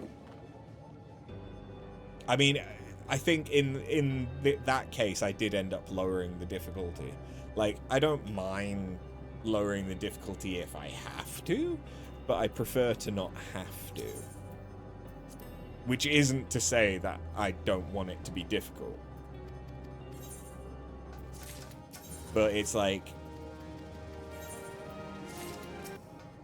I want the difficulty to be justified in that, okay, I just need to play better.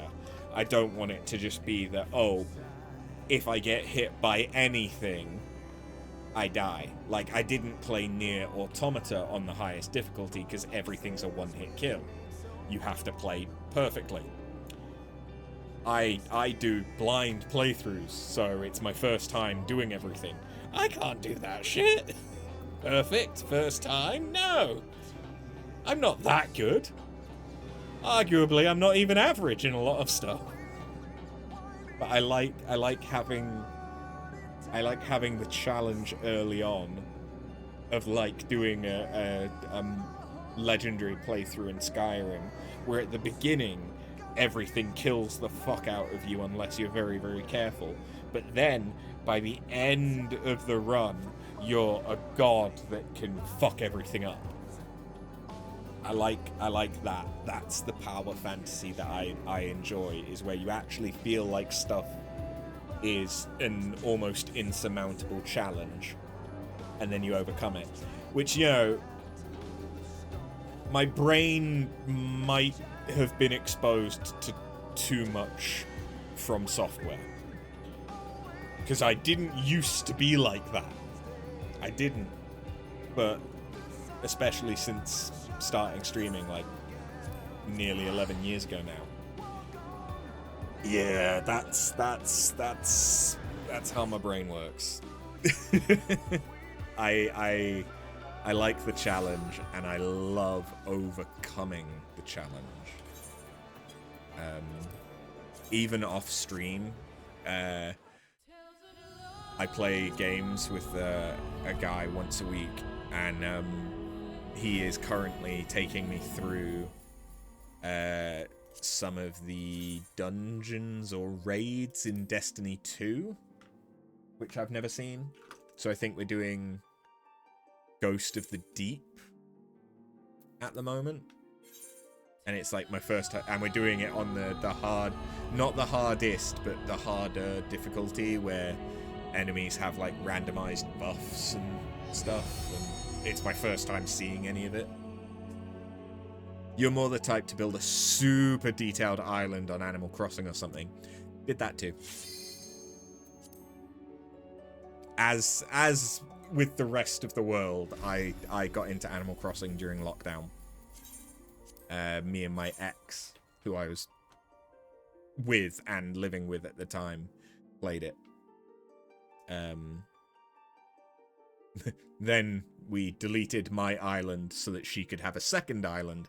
So my ex still has my Switch because she was transferring stuff from the island on my Switch to hers. Yeah. God knows when I'm getting that back. But you enjoy watching other people play Souls games. Well, I have played all of them. Let's try this again.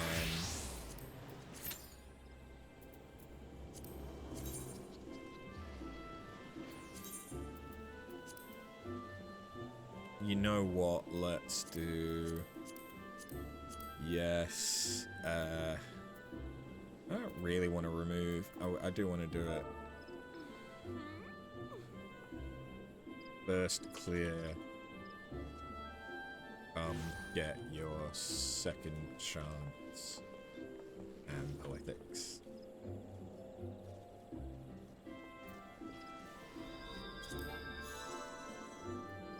Oh yeah, Duty Finder and Party Finder can't be used at the same time. Yeah, that makes sense. Boink.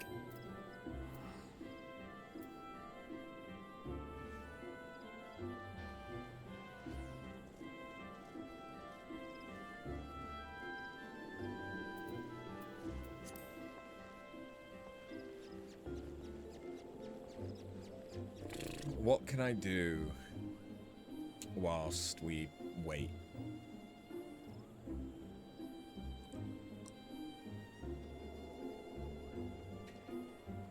I could do Fates for Resistance Relic. Because I still need like 200.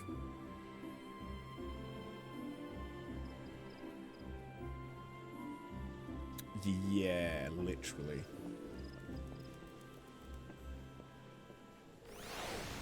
I need 200. Fuck me.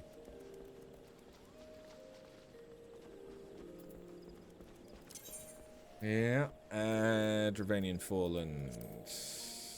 I mean, I may as well while I'm waiting for shit, you know?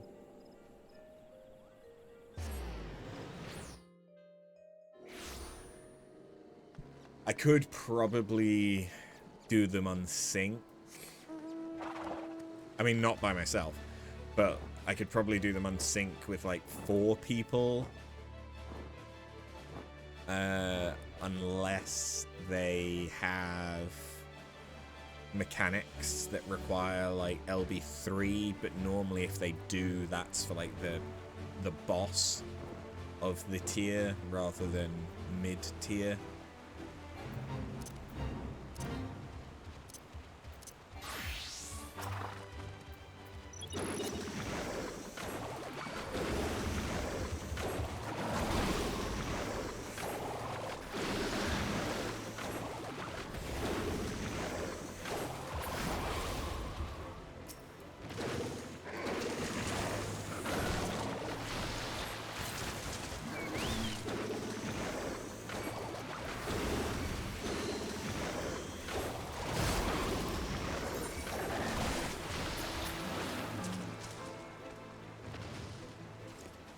I mean, I could go as a tank and see if that's any quicker, but fuck me, that's going in at the deep end.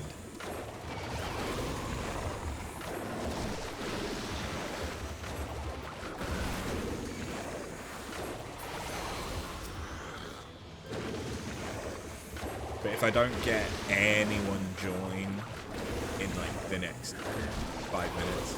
Yeah, I know there's 2 tanks, so I can just be blue DPS unless the tank dies. What if the tank dies? Although, to be fair, by the point that the tank dies, I'll probably have enough of an understanding of the fight to not immediately die. And if I do it as warrior, then I will just never die. Bunga bunga, I press buttons, get health back. That being said, I actually need to level my Dark Knight. I definitely don't want to do it as Paladin. I suck as Paladin. I really suck as Paladin. Paladin is my least favorite tank. Astro is probably my least favorite healer, despite the fact that I don't know what some of the buttons do as Sage still. I think I still prefer Sage to Astro. because the cards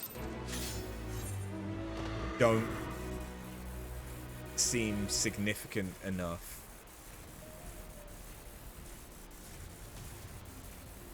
So I often forget that the cards exist. Then I also don't know what some of the buttons do. As Astro. Nearly level 100. Still don't know how to play some of the classes. Legitimately. Some of the classes I've had for like 50 levels. Don't know what buttons do, man. I don't know what buttons do.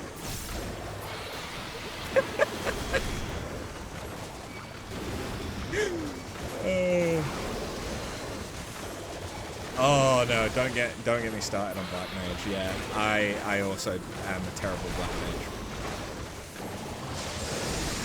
Good, I'm an okay Black Mage in PvP, and I actually like Black Mage in PvP. But PvE Black Mage, yeah, I think I know the rotation up to like 50 or 60, and that's it.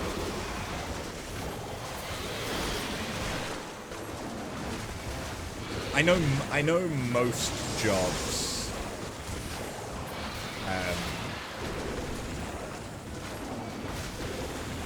Like up to 60.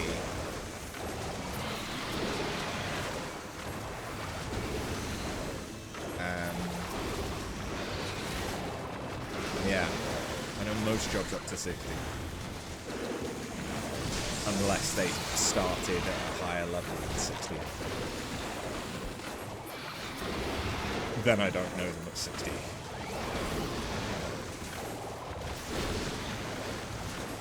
But I think the only one that's relevant for is Sage.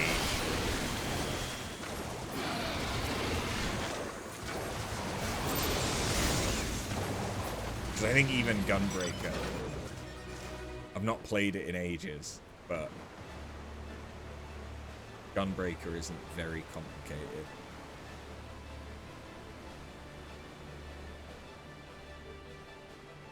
Okay, I'm gonna give it one more fate. And if no one joins, we'll just queue in again.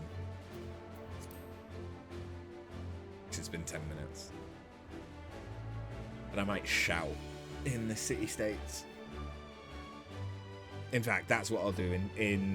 After this fate, I'll shout in the city-states, see if anyone is willing to help. If not, we'll queue in. But it's time to kill Yowie.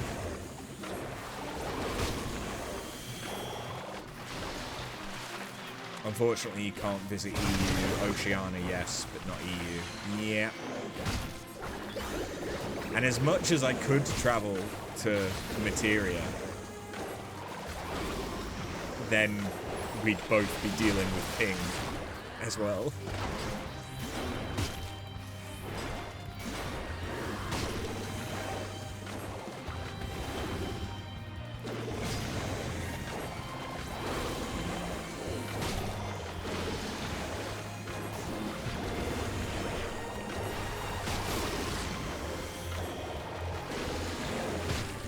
Picto really is just so sick for its base rotation. You play on North America and the UK, so you've gotten used to the ping there. I also used to play on NA, because that's where my friends at the time lived. Motherfucker. Hey, friends!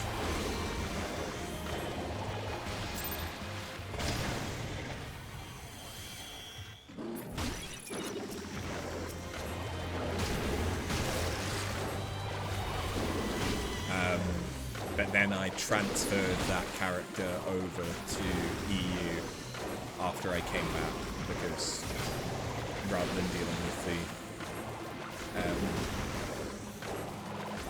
dealing with the ping. I wasn't playing with anyone, so I came back here. And that is the Aura model.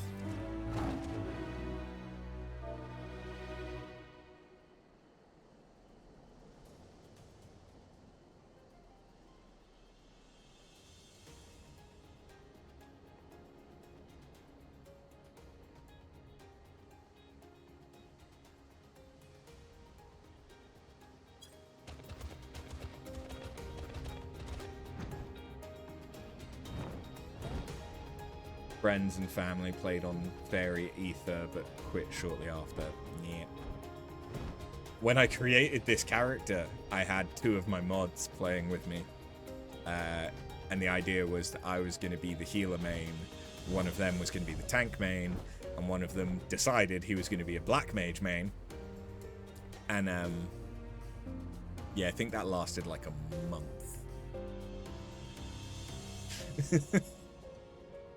They didn't even get past A Realm Reborn.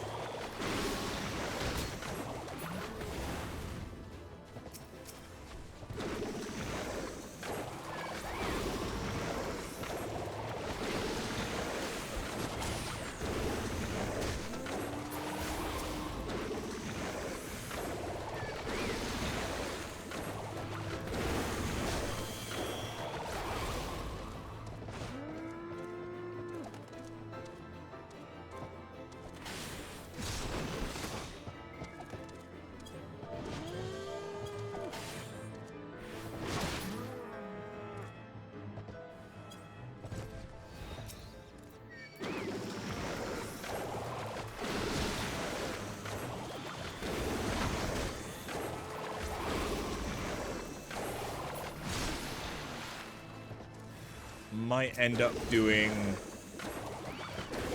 the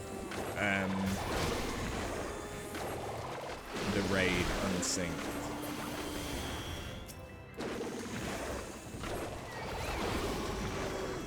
For the sake of doing that.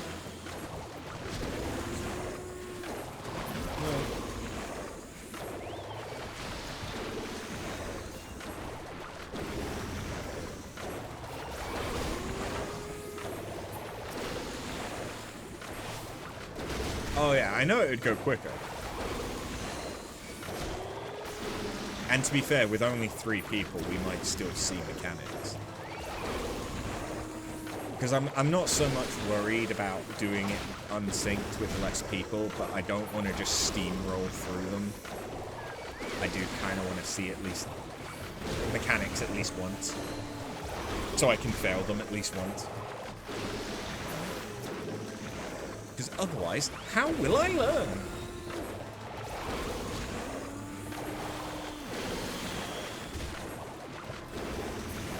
And, I mean, I still need to do Omega Savage.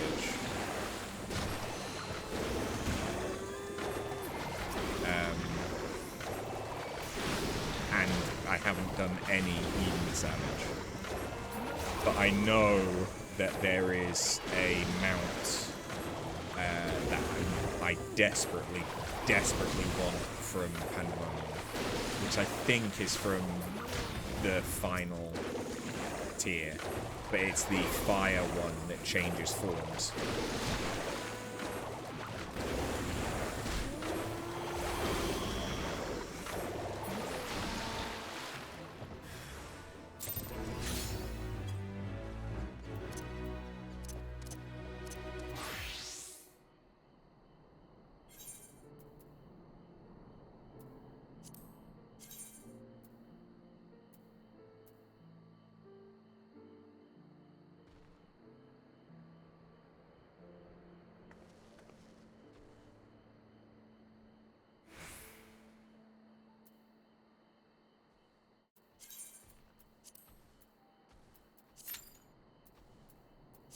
How about that?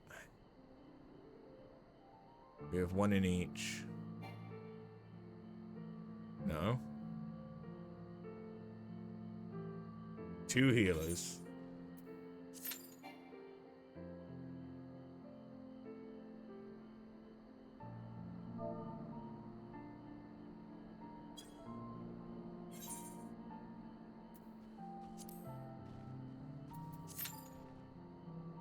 Okay, I guess they just weren't equipped. So it's still 7 minutes. So is it trying to find tanks?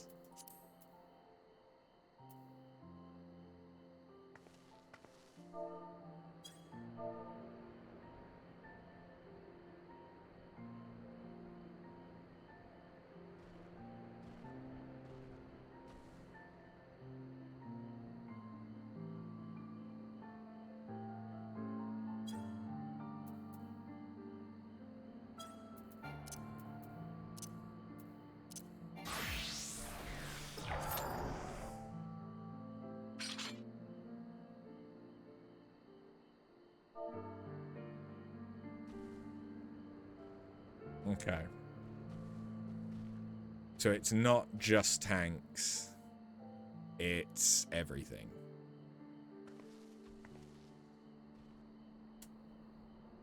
Well. Key.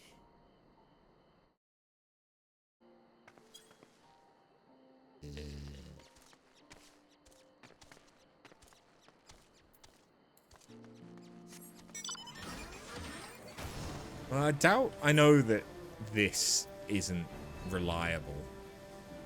But I doubt it's DPS, because the one time that it usually is good at telling you what's the adventure in need is when it's DPS.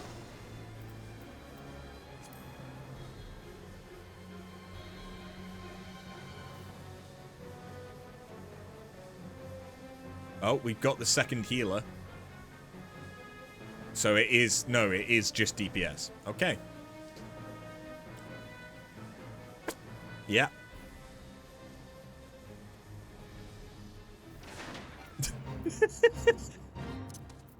It turns out that everyone that is unlocked Pandæmonium is doing a cult crescent.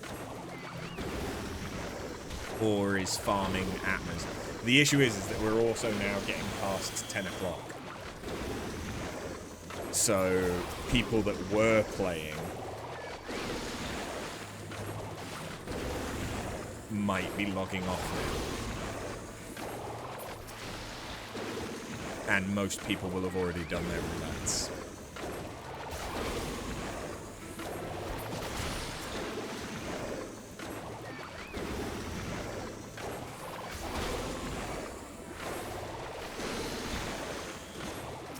Well, she.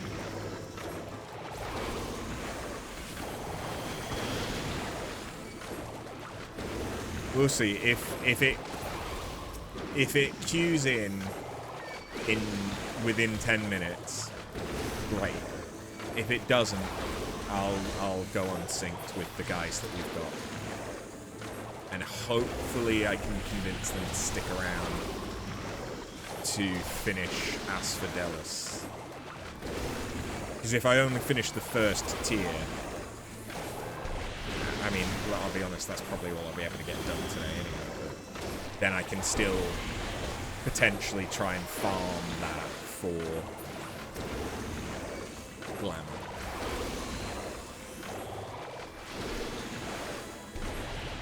Because I'll be able to unlock the Savage as well.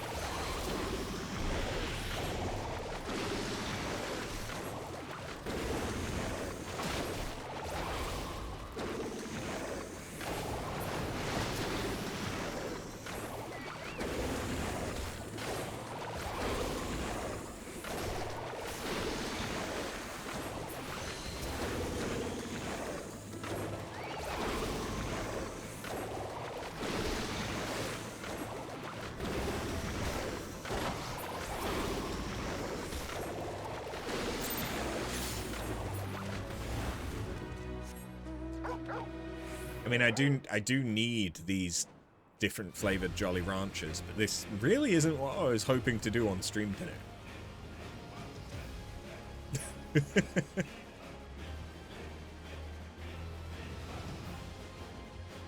And I know nothing about the relic process to know for Dawn Trail, to know how long people are going to be busy with the Cult Crescent.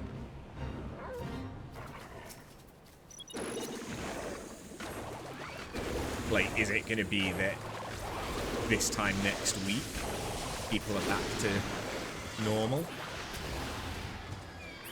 Or is it going to be like a multiple weeks thing? It's a little grinding, yeah.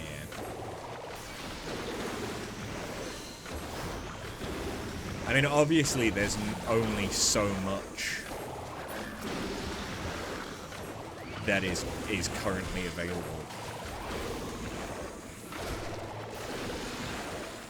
Because it's only the first patch.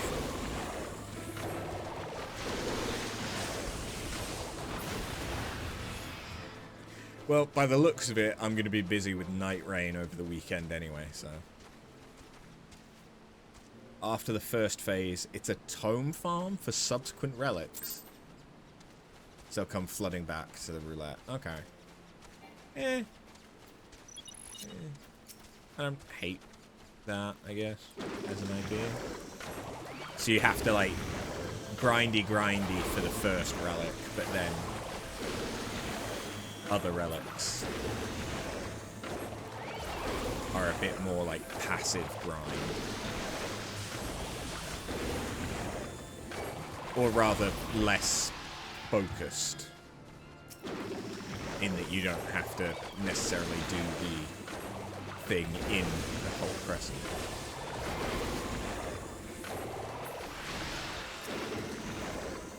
Well, it should make things quicker for me. Doing all relics. It combines some A Realm Reborn grind with Endwalker relic. Fair. That's kinda what well, it was, yeah. I was kinda hoping for a cross between Anima and Eureka.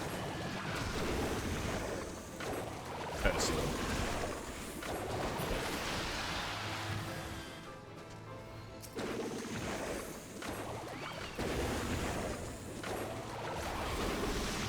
But the thing I wanted to avoid was this stage of the Bosnian Relic, of going back and doing fates that nobody has any interest in,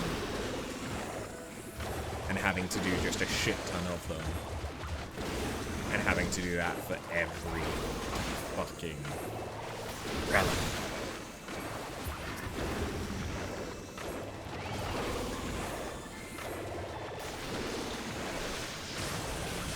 I don't mind, I mean, we said it last stream, but I don't mind having to grind, like, one Atma from Fates per relic.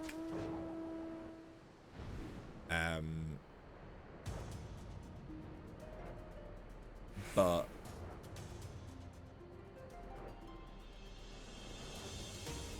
and it being like a drop chance of maybe even like 1 in 3 or whatever. But when it's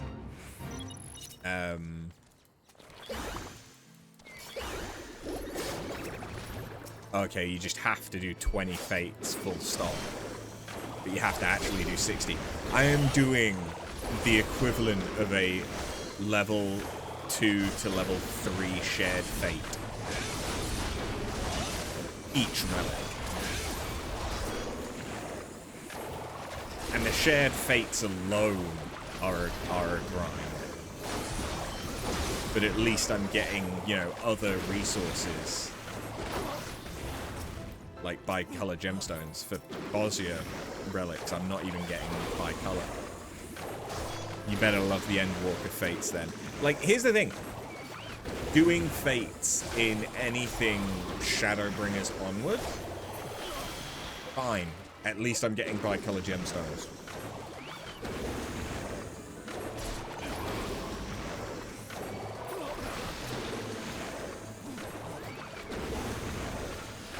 Anything pre-Shadowbringers, the only reason I'm doing the fate is for the relic resource. Which again, if I don't need, like, to do 20 of them for one relic, or there's a chance that I could only have to do one, then fine.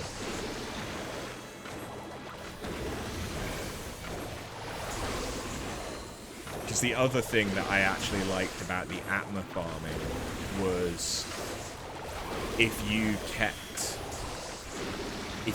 the weapon that you liked playing with,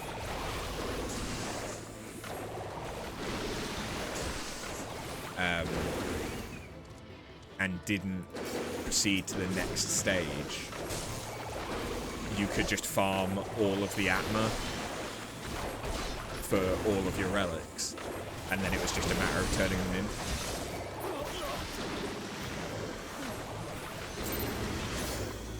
And like, I don't mind that as much because, again, even if I'm doing 60 fates, I've done 60 fates, but I've got the resources that I need for every relic instead of just for one.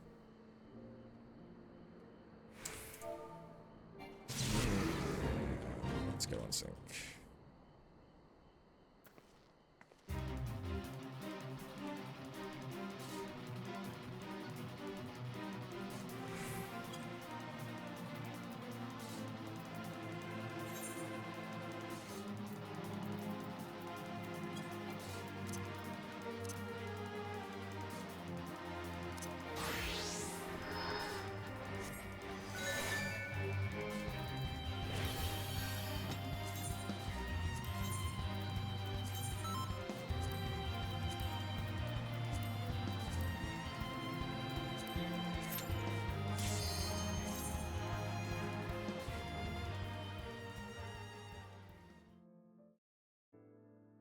All right.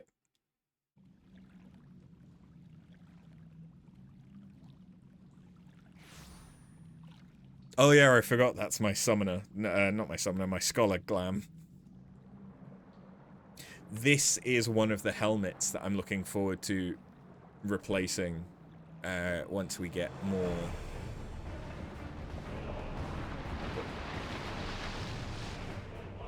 of the glam from Pandæmonium. So it's kind of like the demon from oh no.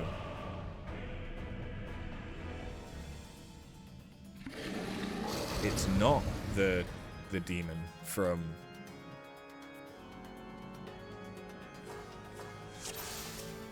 the one where the Mind Flayer's the first boss.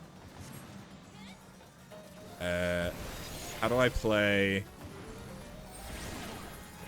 Scholar again? Fuck this fight. Oh, good.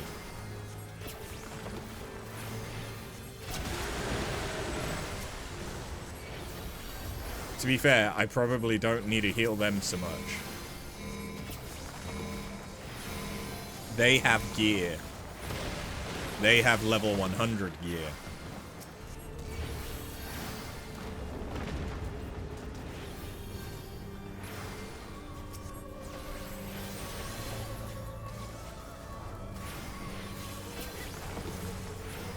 Oh, okay. So it does line AoEs from both its facing directions. I see. That's not too bad. I can imagine that gets really fucky for its Savage, though.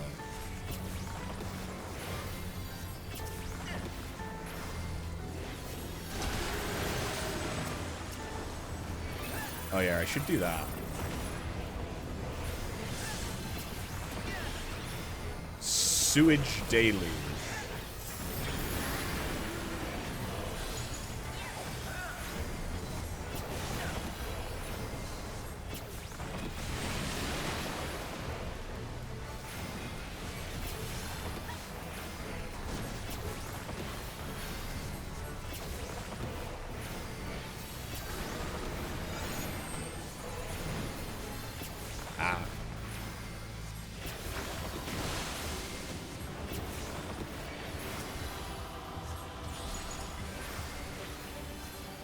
They were out of range.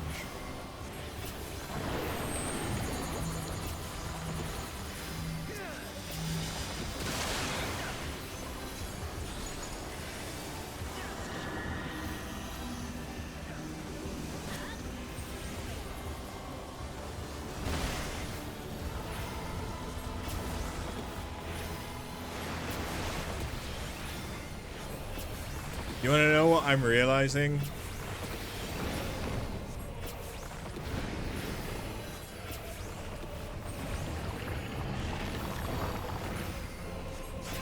Oh. I might not know what some of the scholar buttons do either. Although part of that is I've not played Scholar in a while.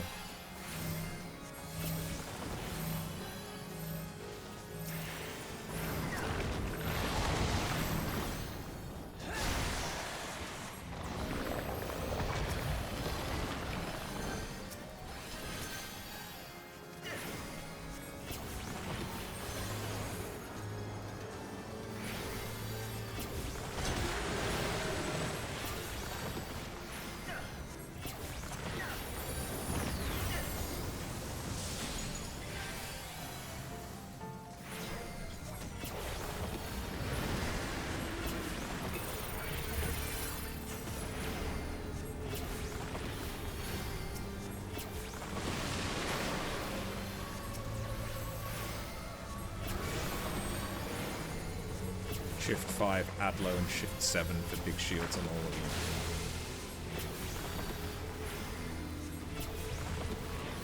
you. Yes.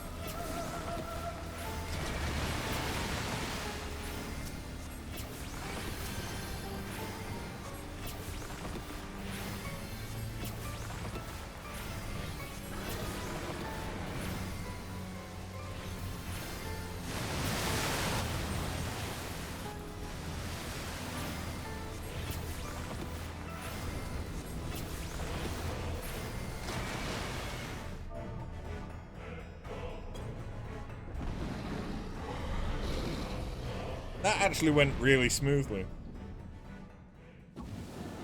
But I do still feel like I got to see mechanics.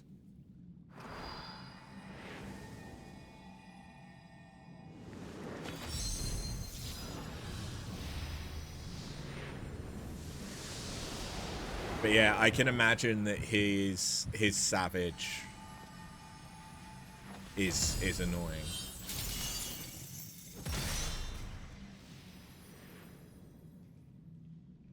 That magic circle reminded me of 12, FF12.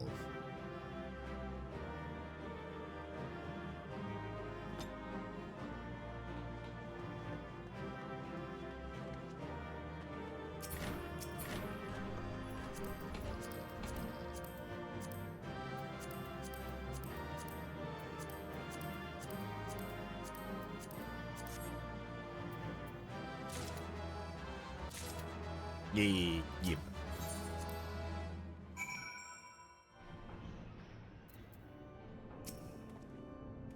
I knew that you were no mere mercenary. To make such clean work of the hippocampus, seasoned fighters scarce have occasion to visit Pandæmonium, let alone display their skills. Mastery takes all forms indeed. Needless to say, our plan worked to perfection, in no small part thanks to you two. Themis' power was more than enough to complete the interment. Spellcasting was never my strong suit. That almost made me feel like a proper magos. Truly, having seen your abilities firsthand in your fight with After, I beg to disagree. Shackles is the one exception, and 'tis only because I've been forced to practice it since I was but a small child. Other magics leave me feeling completely out of my depth. Regardless, it seems luck is on my side, to guide me to you. We may prove the impossible possible after all.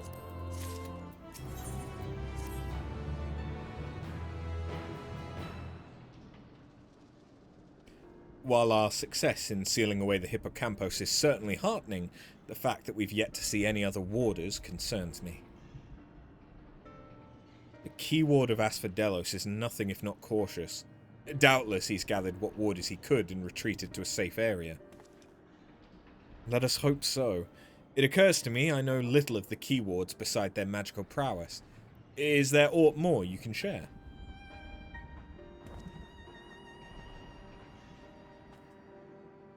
Ooh. Of course, a man named Hesperos is of charge of Asphodelos. Not only does he have thorough knowledge of the creatures here, but he takes great pains to be a mentor to each of the warders under his charge. He has done much to ensure I flourished here, in spite of my ineptitude at magic, and I have always known him to be the sort of man who faces difficult decisions with unwavering composure. He's giving vampire vibes. He's giving Alucard vibes. Furthermore, keywards are not only masters of interment, they can also bend the hallways of Pandæmonium to their will with creation magics. With all this in mind, I'm certain that so long as Hesperos guides them, the other warders are safe.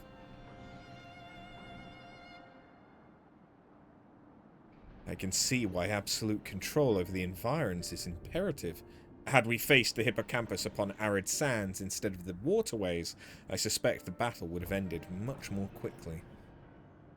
In any case, if this Hesperos is as capable and caring as you say, we would do well to seek him out as soon as we can. He is like as not taken your colleagues to a secure location. The safest place would be the innermost circle of Asphodelos. From there they could flee to Abyssos if hard-pressed. Even should they have sought safe haven within the other circles, if we make for the fourth, we ought to encounter them on the way. Indeed, and we shall gain a comprehensive understanding of the situation within Asphodelos, which will be essential in determining whether we ought to continue down to Abyssos.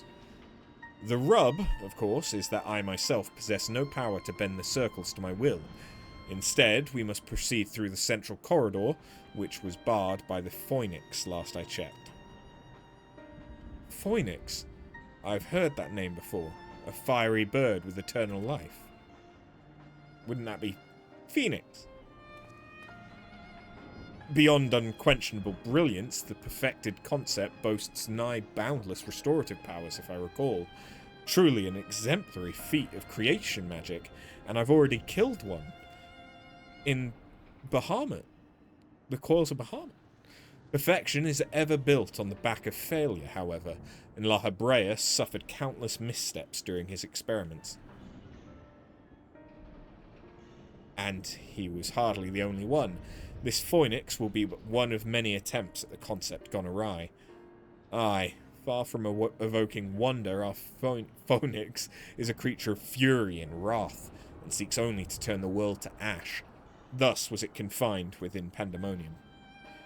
Development of the concept continued elsewhere, but as the moons turned, more and more researchers abandoned the project as an impossibility, save for La Habrea and his words. When I received word that at long last La Habrea had succeeded where so many others had failed, I was nearly overcome. Pray tell, how did the Warders of Pandæmonium celebrate their master's accomplishment? I don't believe we did. The research of the words of La Habrea has little consequence to our work here, save for those rare times it charges us with a new specimen. Truth be told, I don't remember anyone making note of the occasion.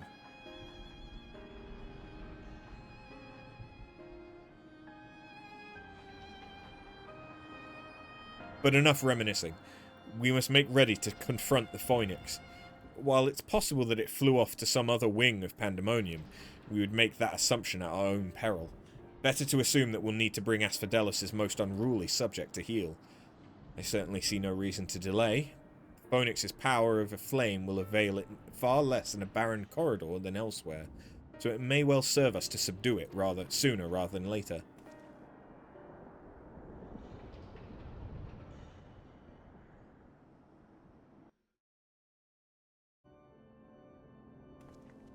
Oh, okay. What's going to go wrong? And why does it look like we're going up? Because we took a ladder up.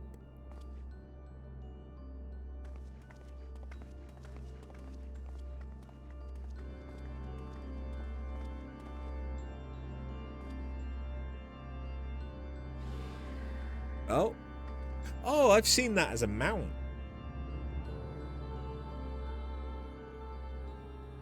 Huh? He fucking is Alucard. Eh?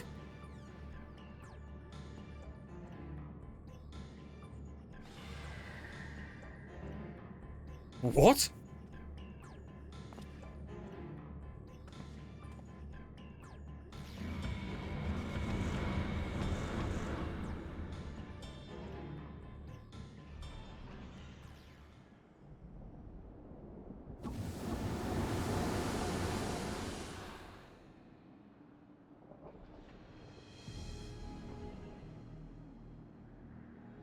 It seems whoever is behind this can alter the space around us at will.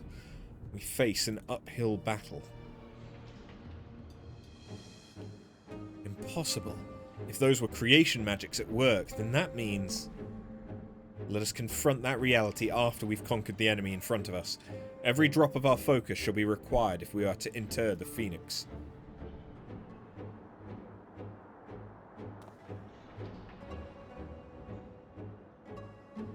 I'm just going to call it Phoenix. He's trying to call it Phoenix. It's fucking me up, man. We know it's a Phoenix.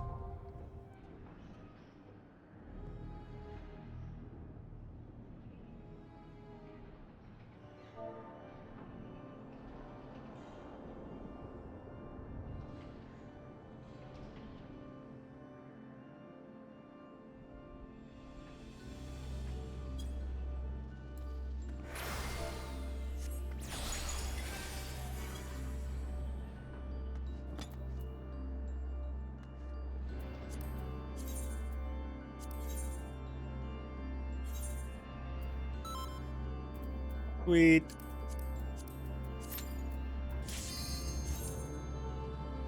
Is this a good fight?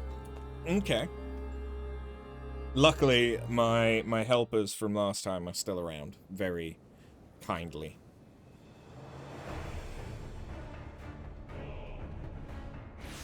This looks like an area from Darksiders.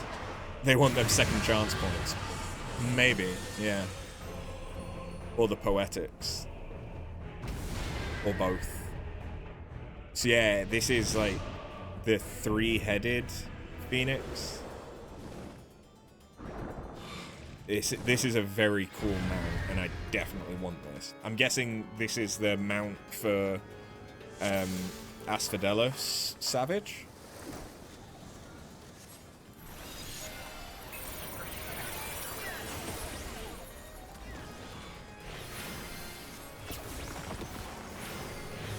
It's tomes from books useful for a relic. Yeah, that too.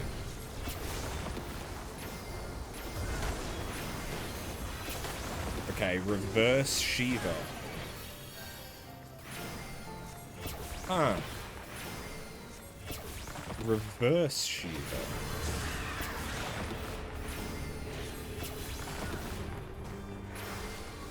I fucked up!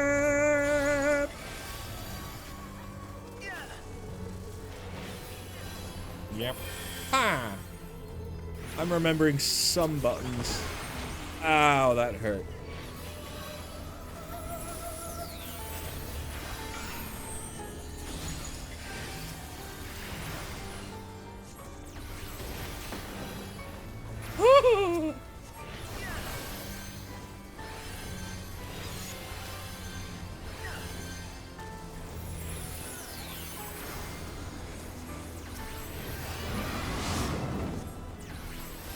Darkened fire?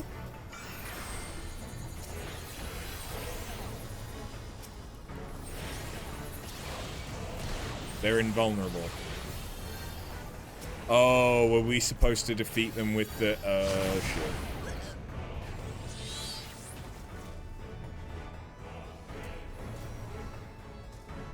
We were supposed to defeat them with the... okay, then they have rune cleaves. With the AoE markers. I'm learning!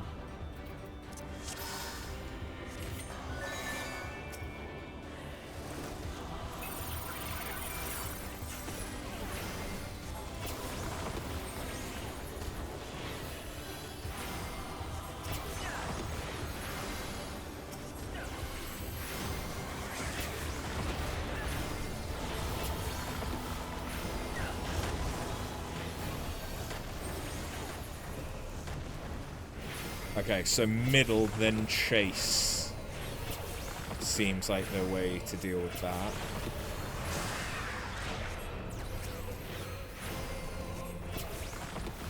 Oh, that had a wider range than I realized. Of course, I was right in the fucking middle of it last time.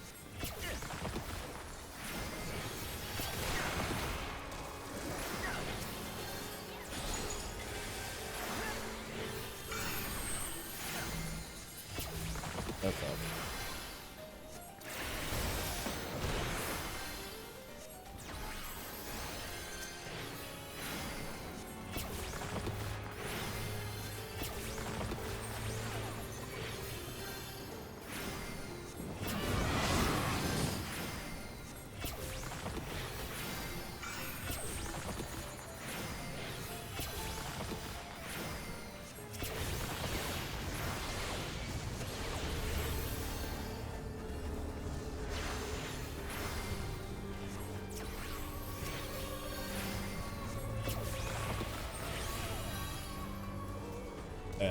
Right means that I'm on the right side.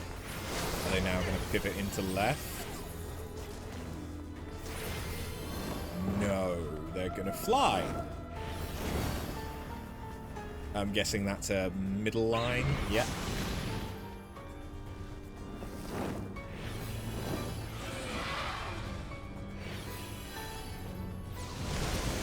Burning fire.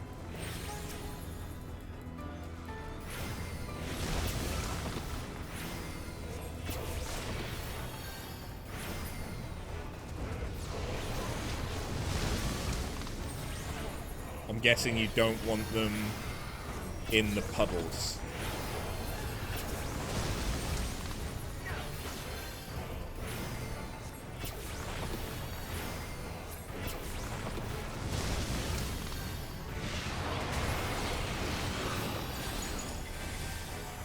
And they've just revived as a different... Okay, no, that they turned into an attack. Oh, now it's a Sage Phoenix.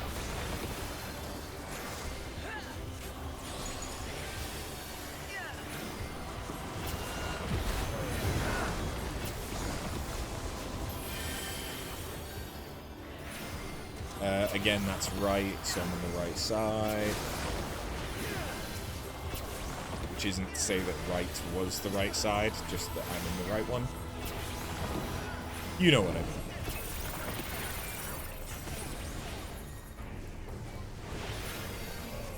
Oh, fuck.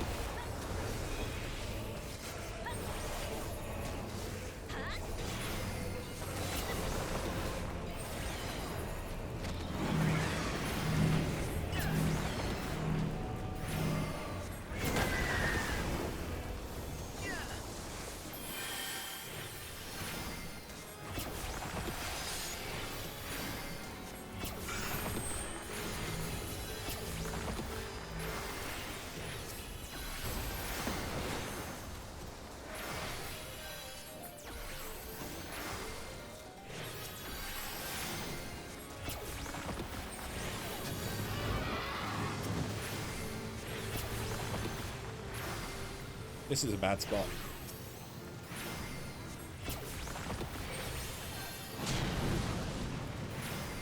Okay.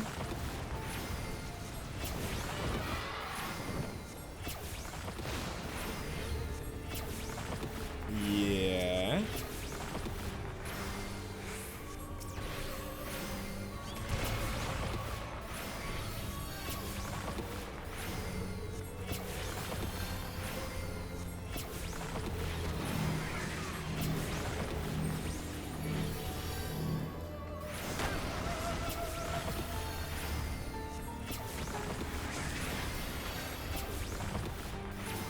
Okay.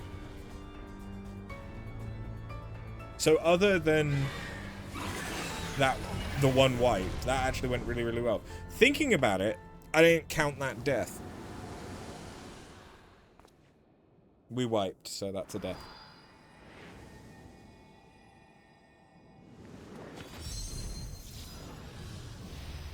But yes, I want that as a mount.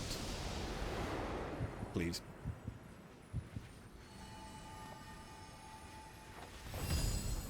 I know it exists, so I want it.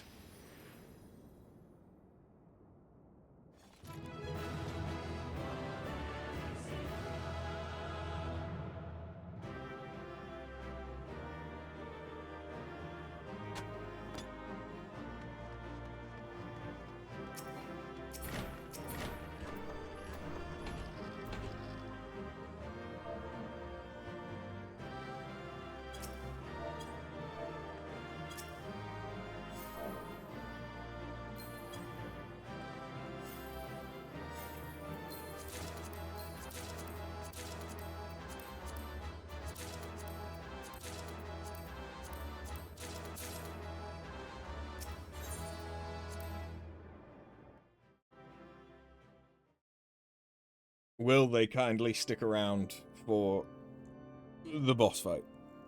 I mean, they're all boss fights, but the boss of Asphodelos. With that, the Phoenix is shackled once more. However, there's yet the matter of this arena. As you've told us, there's but one person in Asphodelos with the ability and authority to wield such magics. Though, fortunately, it appears he saved us the trouble of finding him. He's gotta be vampire, right? A contemptible display, as befits an inferior specimen.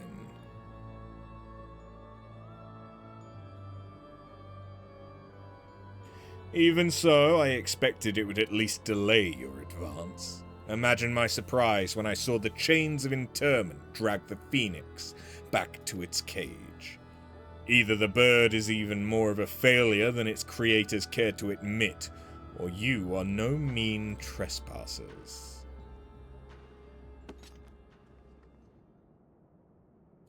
I had hoped our suspicions were misplaced, but alas.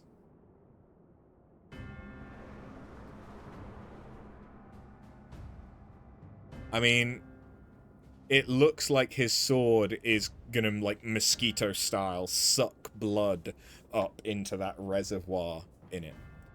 Keyword Hesperos, why? Why have you brought such chaos to your beloved Pandæmonium? Pandæmonium. Pitiless, impenetrable, and utterly steadfast. Unlike those charged with its keeping. What has possessed you? I don't understand. Oh yeah, he's got fangs. Yep, he's vampiric. Oh, Ericthonios, must you pester me with these inane questions? Think for yourself. Surely you can muster a theory or two with that dim wit of yours. Then again, you have never been one for insight. Why Master La Habrea suffers your mediocrity I shall never understand.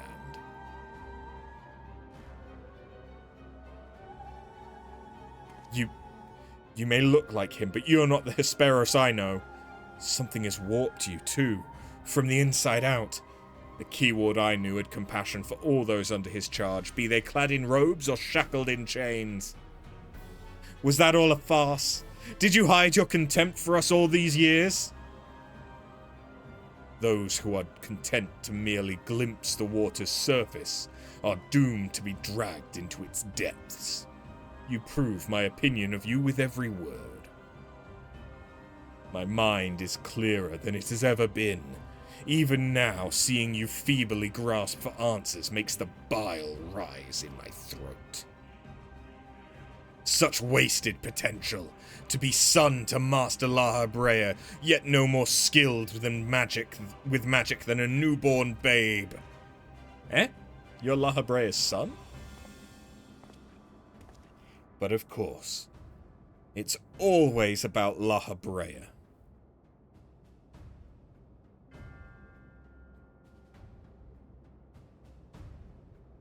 Silence! You are not worthy to utter his name. For once, be grateful to witness a feat beyond your meager abilities, beyond your shallow reckoning. I have slipped the surly bonds of mortality. I have become one with our mythic creations and rid myself of imperfections. I stand upon the threshold of godhood. As a Hemitheos shall I serve Master Lahabrea, ever faithful unto the end of days. For what is a man but a miserable sack of secrets? And he shall require no other. I think not.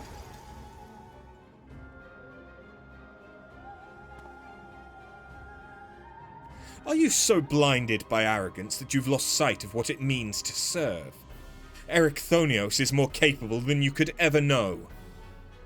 It was thanks to his instruction I was able to master the art of interment, both how to wield it and how to break free of it.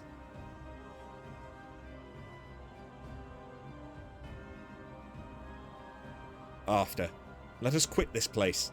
Whatever poison has corrupted Hesperos' mind, it is plain his power far eclipses our own. We must have time to gather our strength.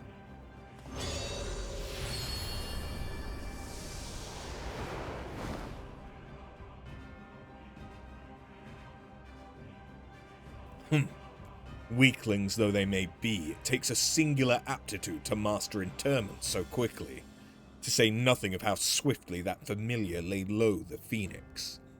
Regardless, their noble aims will be their undoing, where they fritter away their strength in calming the beasts of Asphodelos. I continue my work. Even should they survive long enough to reach the heart of my domain, naught shall await them but doom. I eagerly await your arrival, Ericthonios. Even dullards have their uses.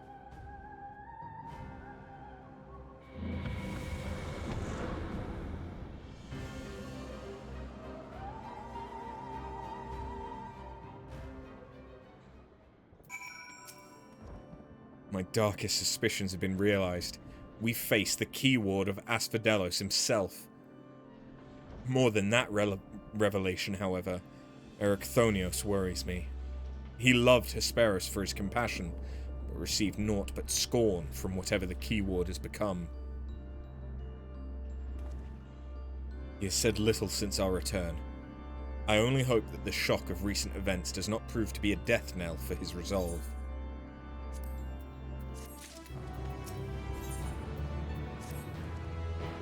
Much as I am loath to disturb Ericthonios so soon after what just occurred, I'm afraid circumstances do not afford us the luxury of time. Perhaps it will do him well to speak about recent events, concerning both the keyword and his father.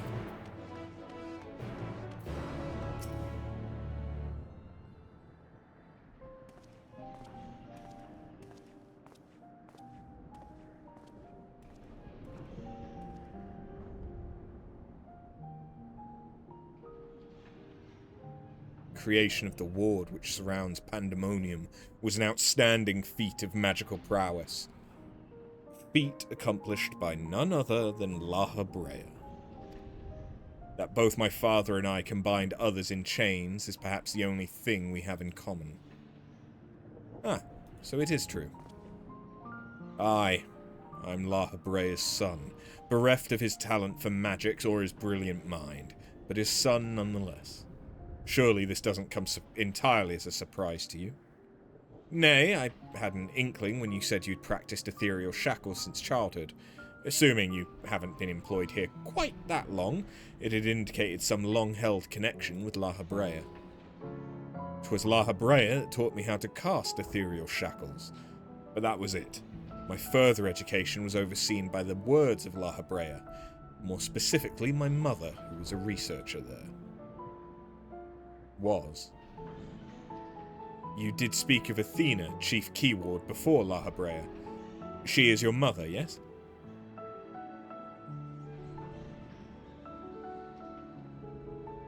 How astute. I can see now why you were chosen to lead this investigation. You've the right of it. Athena was my mother, and it was she who invited me to join her here. Lahabrea had nothing to do with it. I see there's little love lost between you two. What I cannot see is why La Habrea was appointed Chief Keyword when another was already in place.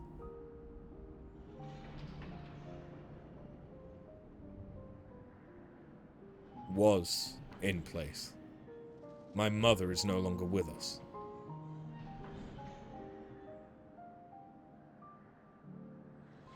And La Habrea was all too eager to assume her responsibilities, with nary a moment spared to mourn her. What love do I owe him now, when he offered not one drop of compassion then? Ah, I see. She is no longer with us, an expression to convey the end of a life. I have known only the public face of La Habrea. While he is lauded for his ability to maintain composure in the face of unnerving circumstance, I must admit that he oft comes across as cold. Apologies, but can we speak of something else? This topic isn't an easy one for me to discuss. Of course, there are more pressing matters at hand after all, namely how to deal with Hesperos. We've yet to see the other warders. Judging by what we know, we can surmise that Hesperos has confined them somewhere beyond our grasp. And now that he's aware of our presence, he'll be preparing for our next encounter. We cannot expect to face him on equal footing. Quite the opposite, in fact. Every moment we spend chasing after the creations is another moment Hesperos can contrive another advantage for himself. The wisest course would be to find him first and foremost.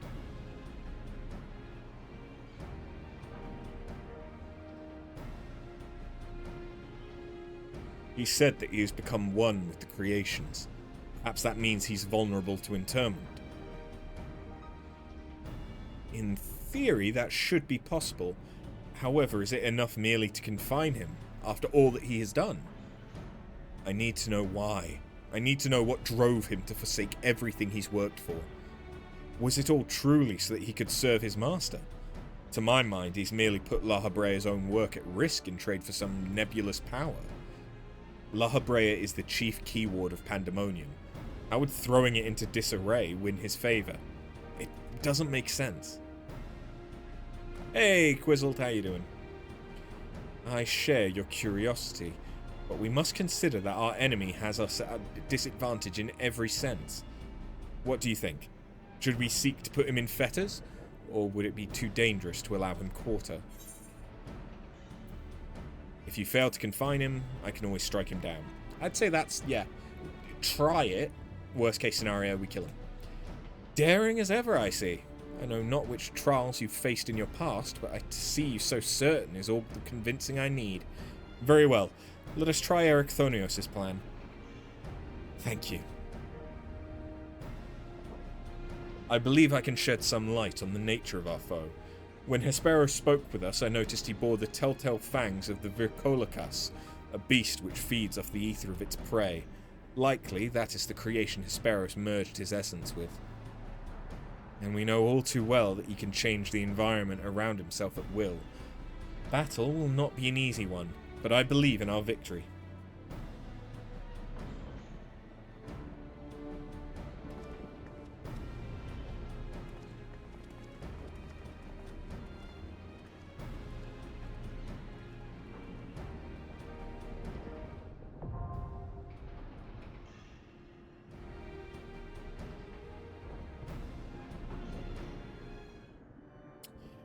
Quizzled, would you care to jump in on this, or are you perhaps busy with Occult Crescent? It's fine if you're not available, I have two other helpers, but you have been ever helpful before.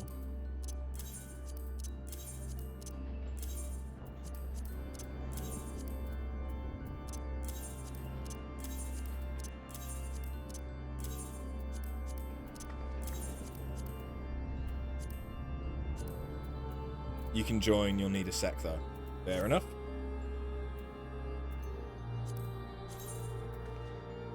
I am on Chaos.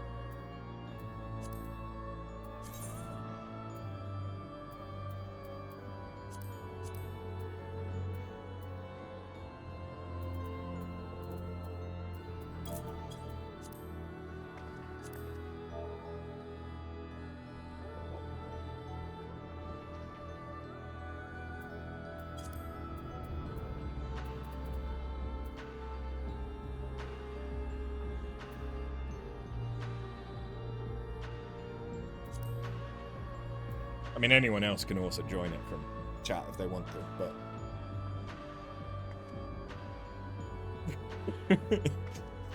do you think I made it... Do you think I made it obvious enough?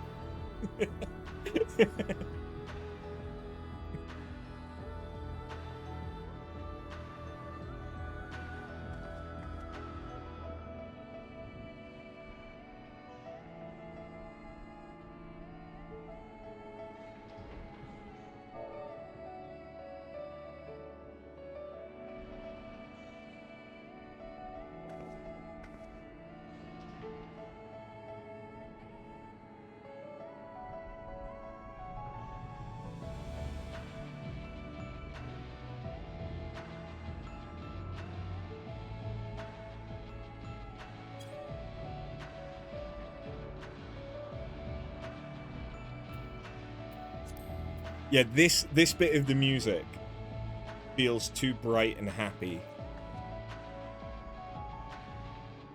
for, you know, dark, demonic.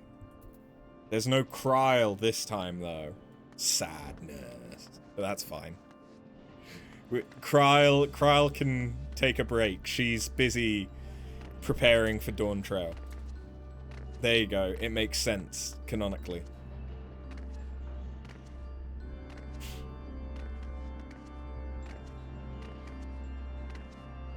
We'll find out what Kryl's up to, maybe next week. I don't know.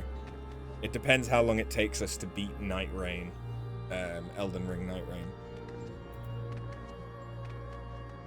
I mean, that being said, it's a roguelike, so I might do a couple of runs. But I don't know. We'll see.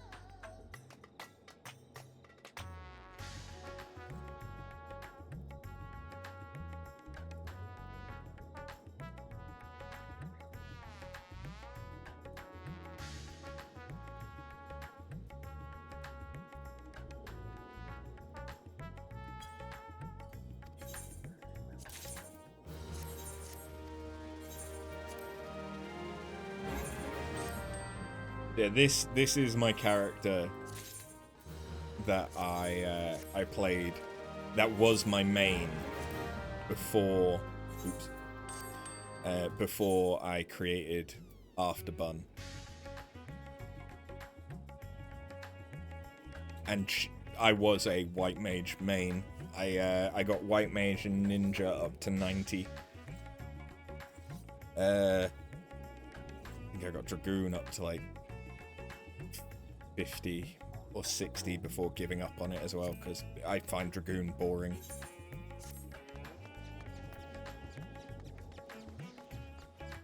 It was too many buttons that all did more or less the same thing.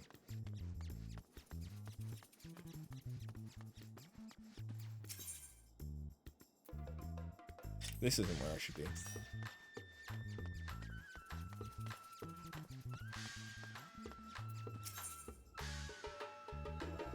This also isn't where I should be.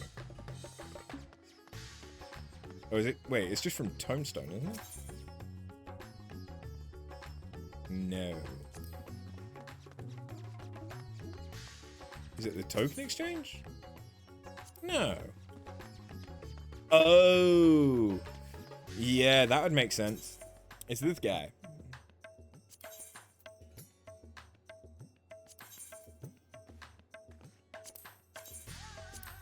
Ah, okay. Yeah, this stuff. There's some glam opportunities here. So, Quizzled, I'm guessing that's you.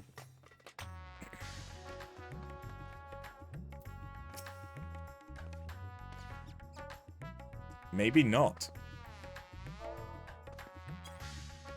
It's not a Lala. I am the perfect height to stare into your bosoms.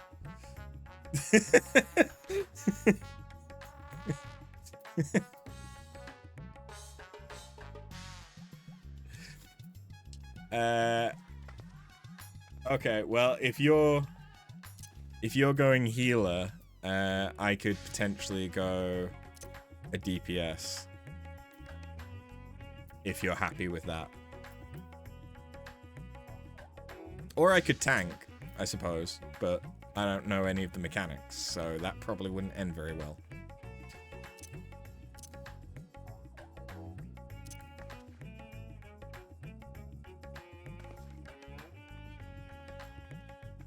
Excuse me, I'm lost. I'm lost in the valleys of your pectorals.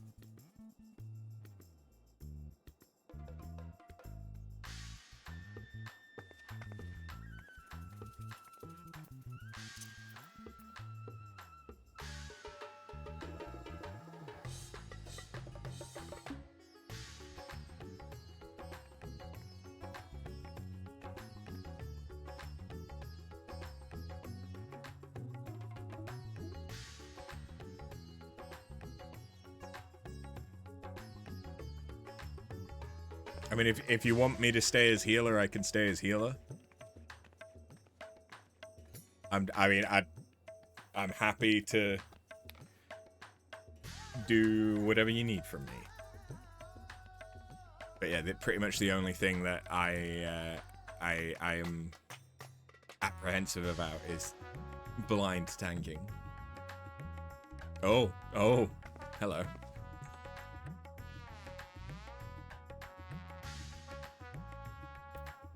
Alright, let's try...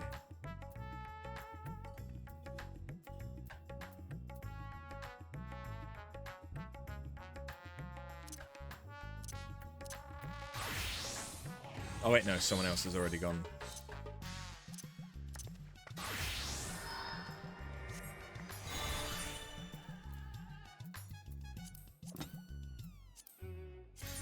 Wrong thing.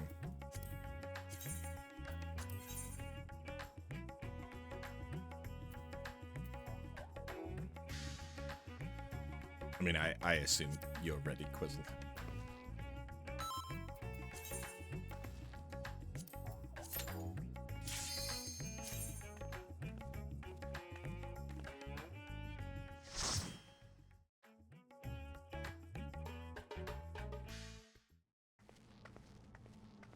Now I don't have to worry about trying to keep people healed. Despite ostensibly being a healer main.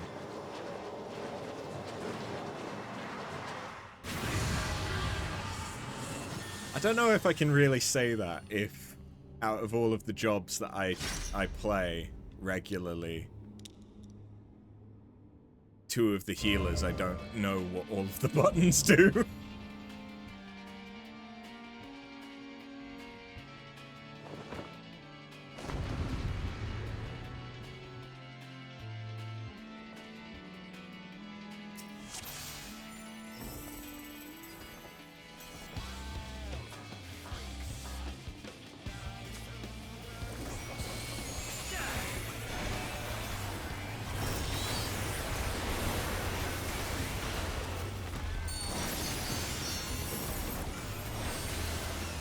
Elegant evisceration.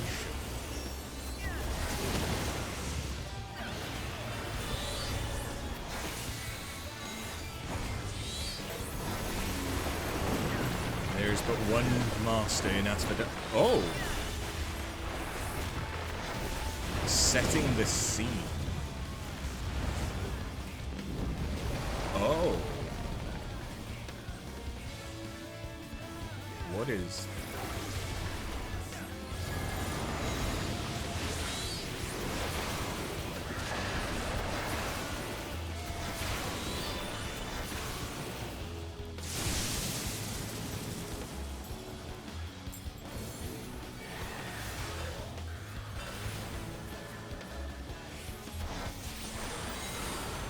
Again, this music.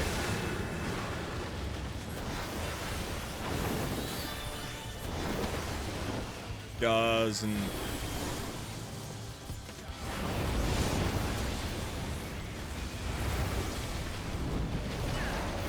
Is that like water?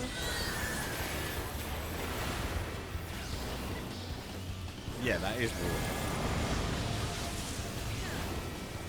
That looks like it would launch us. Okay. Oh, not bad.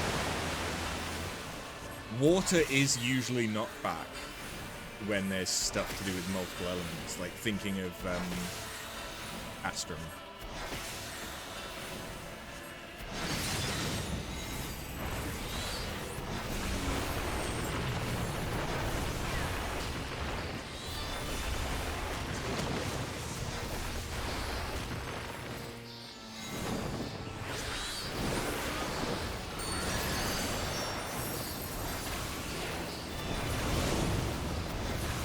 I can definitely imagine this guy's Savage is nutty. But so we've got water, earth, and electricity. So the electricity...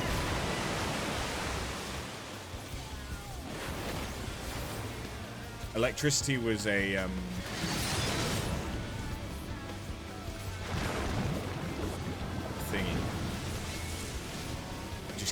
get into the corners, right?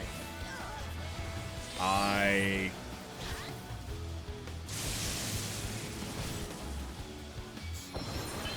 am a smart man, and I do smart things.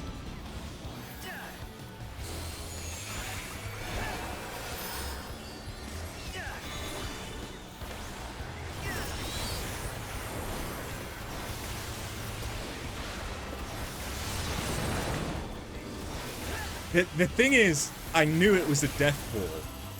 I did not mean to walk into it. I can't...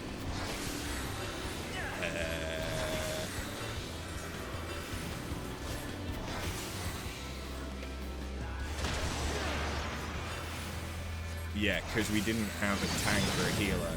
A tank or a healer should have taken that. Thinking about it, I should have shielded as well. I keep forgetting that I haven't played Summoner in a while, and most of the time that I do play Summoner, it's to do Wondrous Tales, to be honest.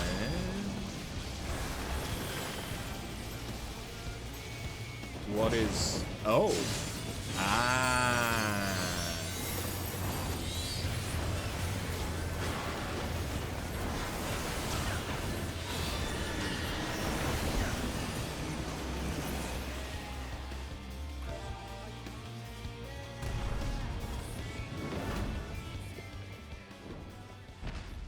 Okay, so we've defeated Alucard.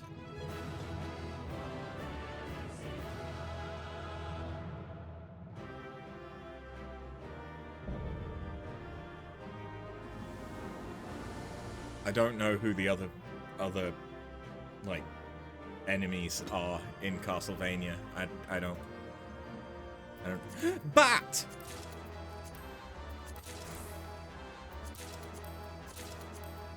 I have actually seen that bat, and it's very cute.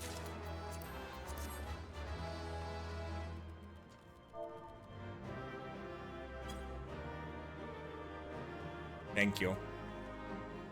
I don't know what other emotes I have. To be fair.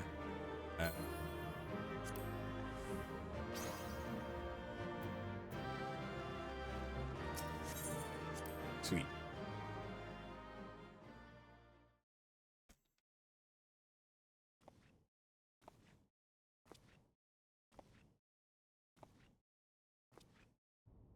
Now, Themis, we end this here.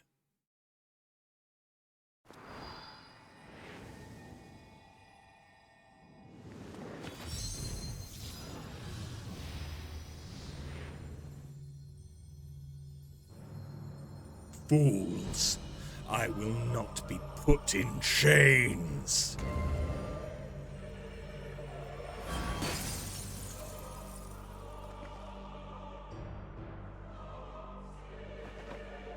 To think that I would fall before one such as you. Perhaps I should have treated you as more than a mere nuisance. Despite your victory, you shall never have the knowledge you seek. The secrets of my transformation, the secrets of my deception, they shall return to the star with me. Fair enough, Patinga. Good night. You're wasting your breath, Hesperos. We have the upper hand now. Surely you can see that. Yes, yes. My repertoire's not exhausted yet, however. Although I have failed, my end shall be on my terms.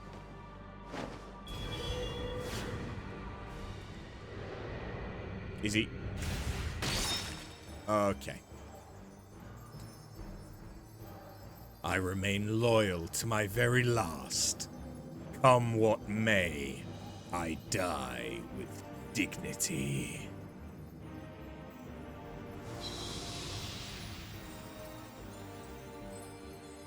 But his loyalty is to La Habrea.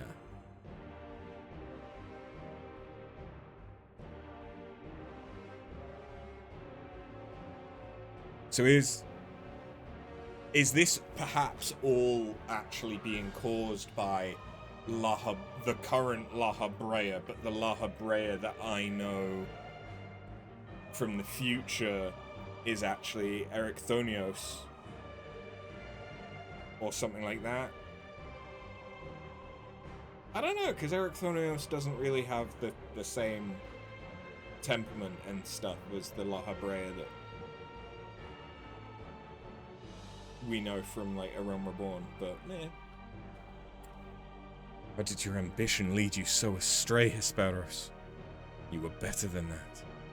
Your star shone more brightly than any other in Pandæmonium. You had La Habrea's respect, his trust. What more did you seek? You would forsake all that and sully your legacy besides.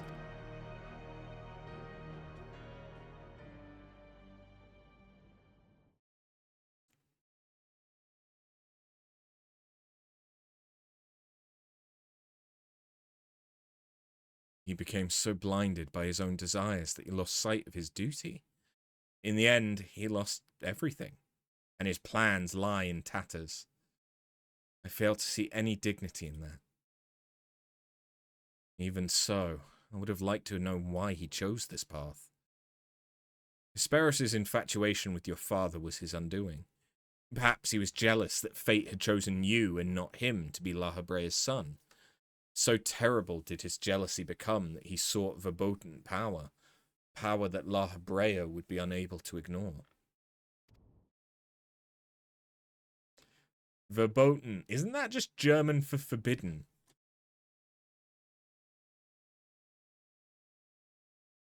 Yeah.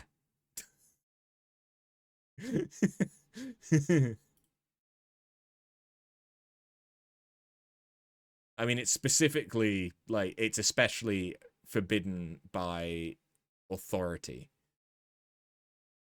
But, yeah. Because that's one of the little bit of German I know, is because of the game Saboteur. There's one voice line in it that for some reason stuck in my fucking head, and it is Nein, das ist verboten.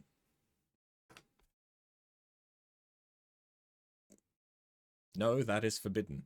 That's all it means. But for some reason, that's the line that I will remember until my deathbed. How does a pursuit for respect warp one's heart so? How does infatuation with one person turn into contempt for everyone else? I've never heard of such a thing.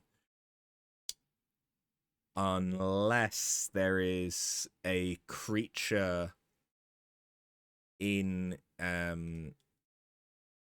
Pandæmonium that has, like, some kind of power of reversal, because a reversal of infatuation for one person could be interpreted as hatred for everyone else. It's not as uncommon as you might think.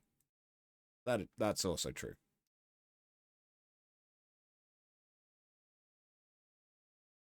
I see. I admit, I cannot but find it vexing, but perhaps that signifies naught but my own capacity for bitterness.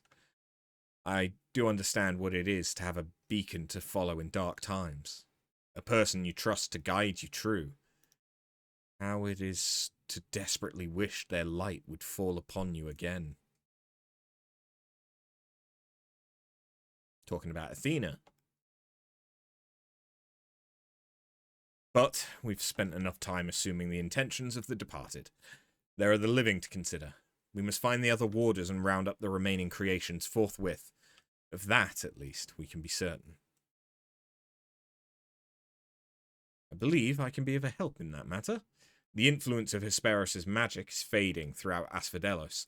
Now's the perfect opportunity to seize control of the facilities and restore things to their original state. Seize control? Can you really do that?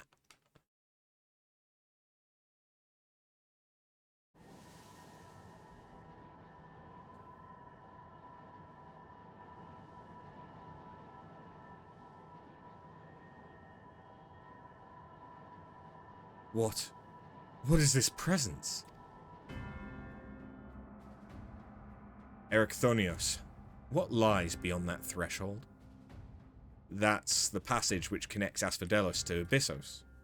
Why? Be on your guard, you two. Now that Asphodelos is free of obstructions, I can more easily sense disturbances in the lower levels. Something stirs in Abyssos. Oh my god.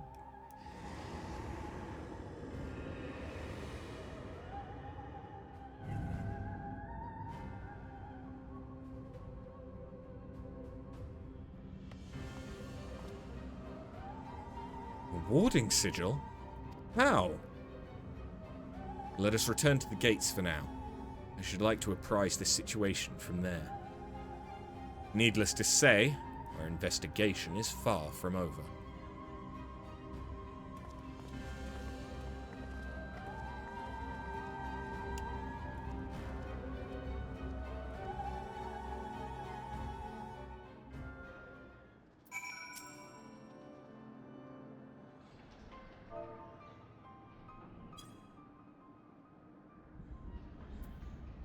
Although we have defeated Hesperos, it appears we have but scratched the surface of Pandæmonium's troubles.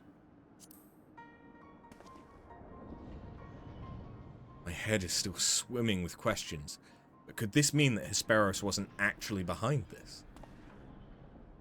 It is a stark possibility, yes.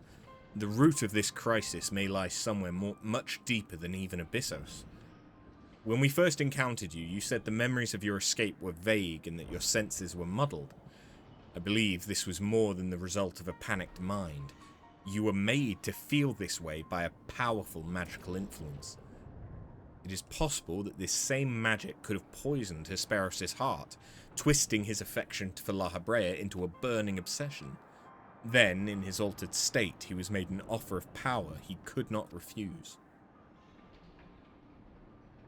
Wait, are you suggesting that someone else turned Hesperos into that thing? If so, it stands to reason that they wouldn't stop at him.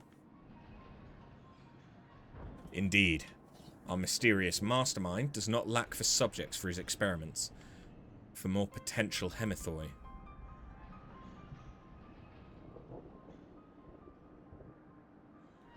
If what you're saying is true, then my colleagues, they're doomed to share the same fate as Hesperos. Do not lose heart yet, Erechthonios. Hesperos challenged us alone, and that tells me that the process of his creation was a long and taxing one. If he was the first Hemitheos, then the rest of the warders are likely still alive. However, much as I would like to hasten deeper into Pandæmonium, the way forward is sealed off. We must focus our efforts on finding a way through. With the creation still having free reign of Asphodelos, that won't be easy. On the contrary, I yet retain control of these circles, and thus can wield internment magic within their halls at will. The creatures will pose no threat to us. Just like that. Then nothing's stopping us from returning order to Asphodelos. Just so. I shall require your expertise to keep the peace after the subjects have been returned to their confinement, however. You are Asphodelos' sole remaining warder, after all. Truth be told, I did not expect this investigation to become so involved. Of course, I would like to resolve matters here without resorting to outside help, but... Do you mean to send a report to La Habrea? It is too soon to say. Let us first find a way into Abyssos.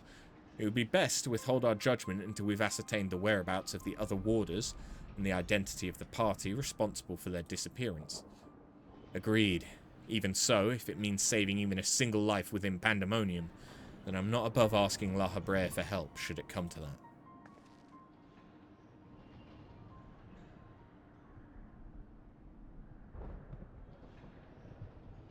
Recent discoveries certainly paint Hesperus' actions in a new light.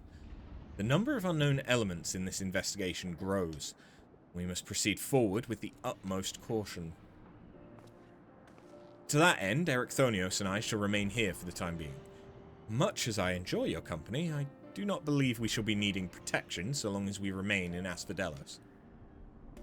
You should take this time to rest. Surely you're weary, and there may be more battles ahead of us. Themis' burden may grow heavier in your absence, but he's shown he's more than capable to bear it. Still, I would help wherever I'm able. All we've achieved so far has been thanks to you two, and I mean to repay the debt I owe. I don't know what use there can be outside of placating the creatures, but I'll find a way. Nonsense. You owe us nothing. It was thanks to your knowledge of the magics which govern this place that we were able to come this far. Elsewise, we would have likely succumbed to the Hippocampus' assault. Each of us has arrived at this dire pass by separate paths. It is only by combining our respective expertise that we will reach the end of it and see Pandæmonium saved.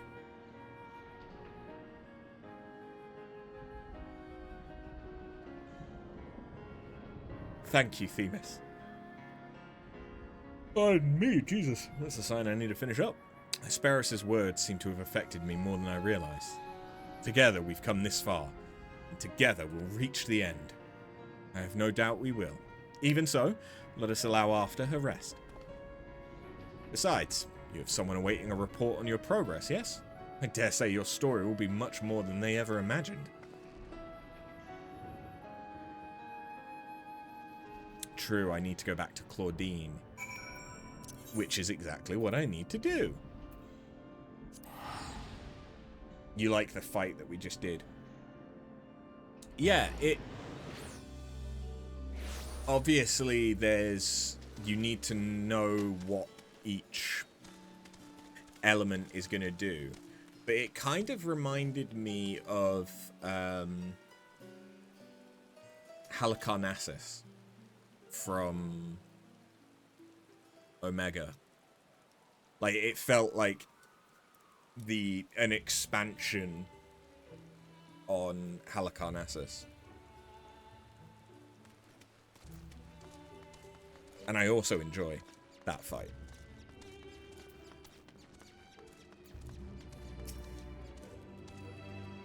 You know, we just needed to get teleported away while Hesperus drank tea. Welcome, After.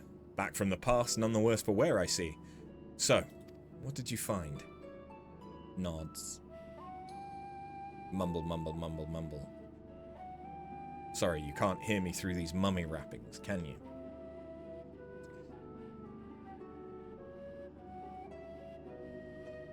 So there's evil afoot in Pandæmonium. An already ominous place, I must say. Mythic beasts and missing warders. Truly, we're fortunate to see you return to us in one piece. It appears the voice After heard from the crystal spoke the truth. As for who left it behind, and why, those are yet questions to be answered. Indeed, it could be someone who lived among the ancients, or it could be someone trying to avert a tragedy from the future. much remains shrouded in mystery. Yet ilm by ilm we shall unveil that mystery, with the help of After, of course. By her actions was the fabric of the past reshaped, yet she returns to the same present she left. Which can only mean one thing, that her intervention in Pandæmonium's crisis is but one of the countless building blocks of history upon which our present has been built. Yep. This cyclical theory that in order for this present to exist where I can travel back to help, I have to have travelled back to help. There's no telling what consequences would arise if we stopped pursuing this matter now. Whatever plot is unravelling within Pandæmonium, we must not let it reach its conclusion. If one of those creatures should escape, what ripples would carry forth to the future? They might wreak havoc upon the world of the ancients, and their despair would leave an indelible mark upon history's pages. That despair would only feed the terrible beasts that arose during the final days. The first final days already had a drastic effect on the eons that followed. If the scars it left were made even deeper, then we risk losing our present entirely.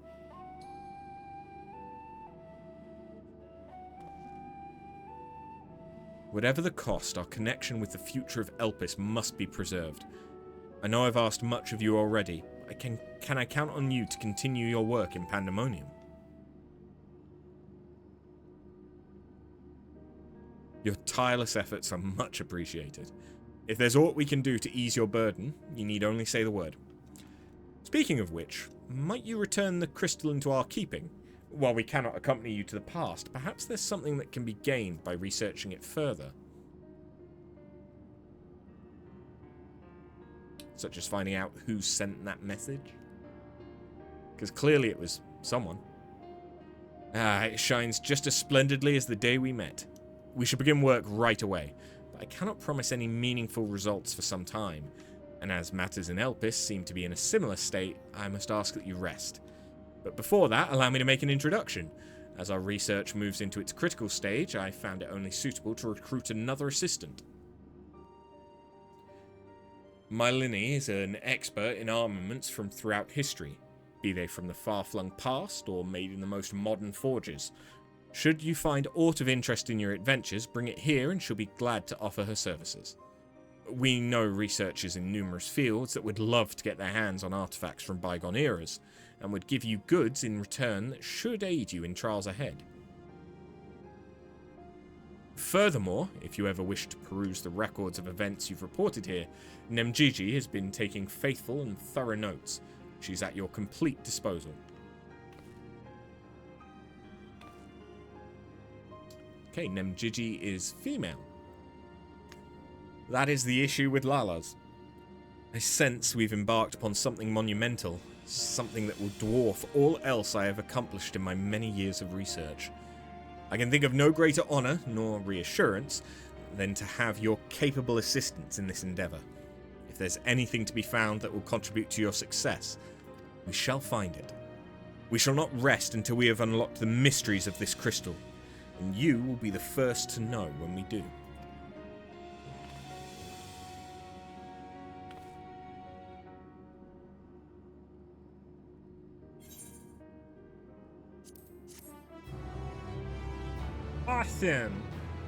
Awesome sauce. While I could jump into doing more, I will not be at this time. Is this unlocking the savage? Allow me to thank you personally for your contributions to our research. Your stories of the ancients' creations have planted the seeds of a great many theories, and I cannot wait for them to flourish. I may as well unlock this now, because I might do some off-stream in order to get, like, glam and stuff. Professor Claudine has asked me to write detailed records of your investigation. If you wouldn't mind staying for a while, I'd ask you to tell me more of your adventures in the past. Adventures that started with that mysterious crystal, seemingly containing a message declaring a crisis in this Pandæmonium. Of course, Professor Claudine will eventually make a report, but we are deficient on concrete facts at present. To that end, I suppose a comprehensive catalogue of the beasts you encountered in the Asphodelos circles would be a fine starting point. Yes, I require every gory detail, every hair-raising description. And here comes the other one. Nimjiji, I brought the volumes you asked for, but are you quite certain we need all of this just to research the crystals? Some of these, habitats of aquatic life forms and myths and folklore of the Phoenix, for example, seem to have little bearing on the subject. In fact, many of these tomes seem to be related to the creatures of Pandæmonium After spoke of. Surely we have better things to do with our time. After's already encountered and subdued them, so what use could further insight offer?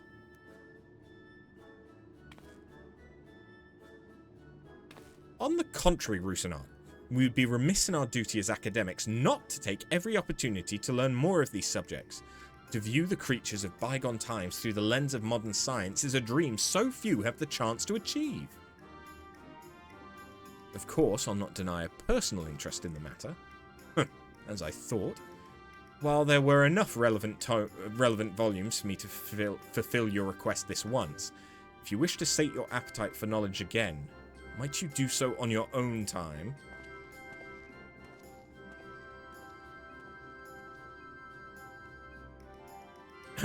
Shall we proceed? Tell me everything you remember, and please, spare not a single detail. I don't easily frighten, you may be assured. We might start with your battle with this transformed warder, Ericthonios, was it? I would also like to hear of the key ward and the nature of his metamorphosis.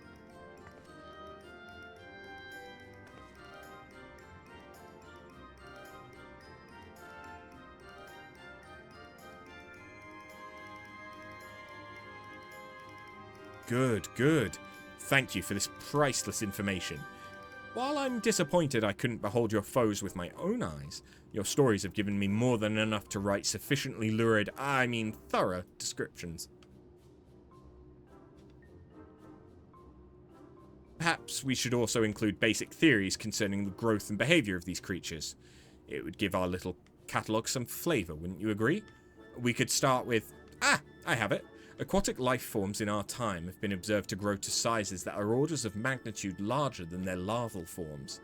In fact, it may not be so preposterous to posit that the hippocampus you encountered was merely the larval form of a much more massive and, dare I say, horrific entity.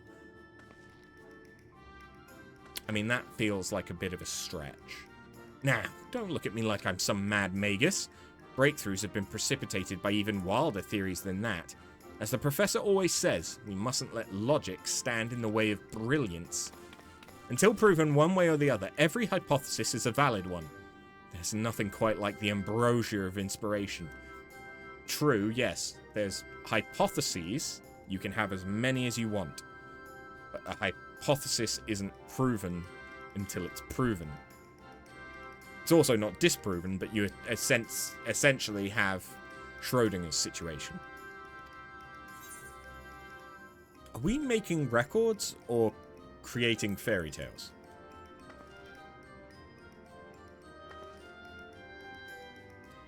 So long as I make a note in the margins of my records indicating that our theory is unproven, we can let our imaginations run wild. Yes, I said "are." You needn't be a researcher to have an idea that will leave its mark for generations.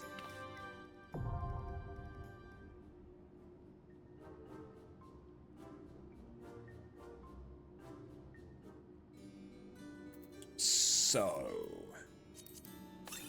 let me do that. This.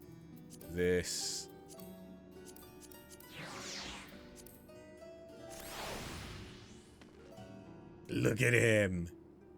Look at him. He's a bat in a vampire coat. I mean, come on.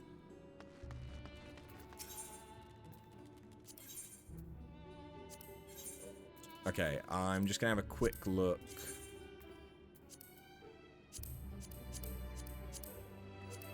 Okay, so fending looks like this. What does...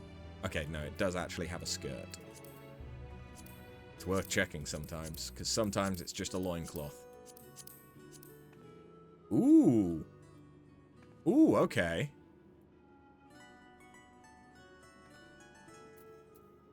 I actually kind of like that chest piece. And it's another thing that gives shorts There's not a lot of stuff up to now that gives shorts.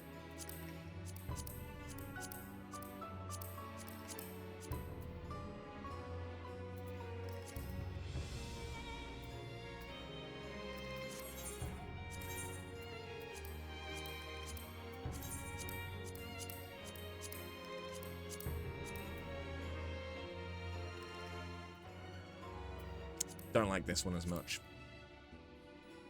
Like, why does it have the mini skirt that does nothing? Either have the skirt or don't.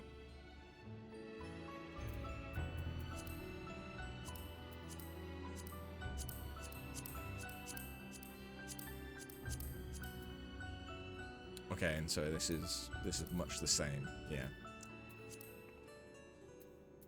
So I don't much care for those.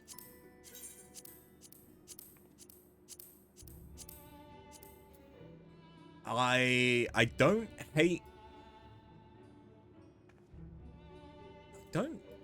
I mean, it's a bit odd that they're open toe and heel thigh-high boots. But I don't hate this.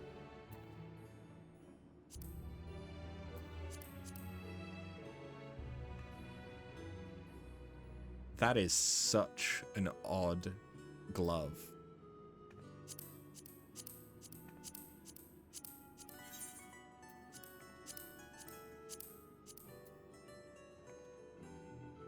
But yeah, especially for a healer, that kind of gives none vibes. You know?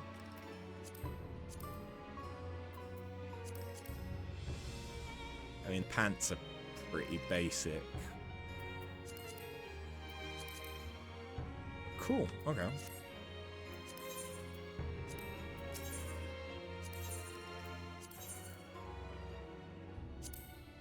Ah, yes. And then this gives the weapons.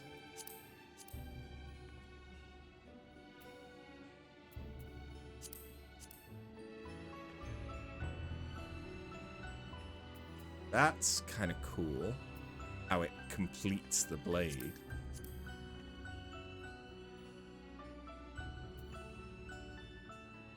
I'm not a massive fan of how it's all just one color, though. That's not very interesting.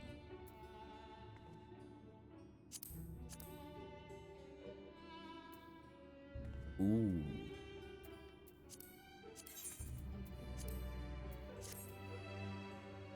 That's not bad, though. Yeah, no, hate them.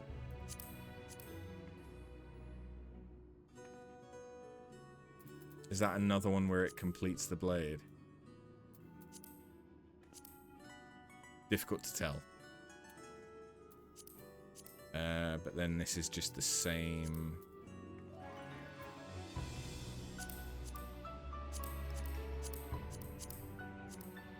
No, this is a different armor set. Right? No, no, it's not. It is the same, yeah, because I remember the skirt. Yeah, never mind. Ignore me. Ignore me. Most people do. Are there any of the weapons that I care for?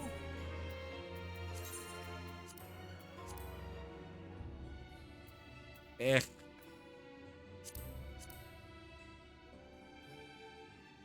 Eh.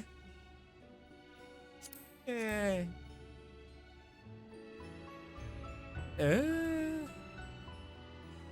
Given that you can dye it, that might not be bad. Wait. Oh, the dye affects the lunchbox as well. I don't think it used to. Did it? Quite often you can't do anything for the lunchbox. That's really disappointing, though. Those look terrible.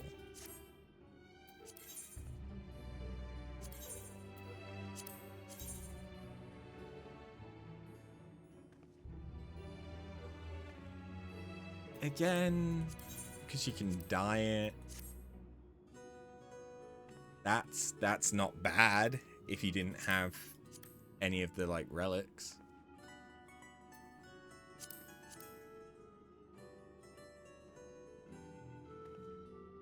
I kind of like the whatever that is, the aspect part of this. It's kind of nice.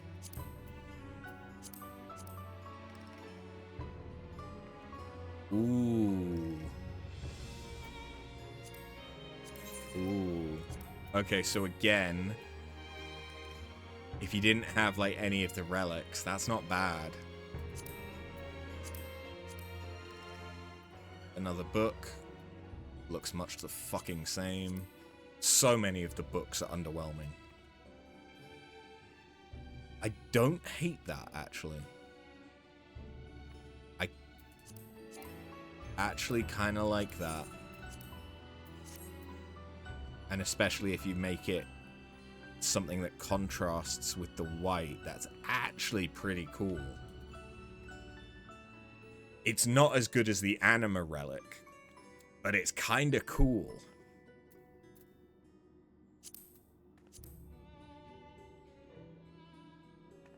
Ooh. I kind of like that, though. Kind of like that, though.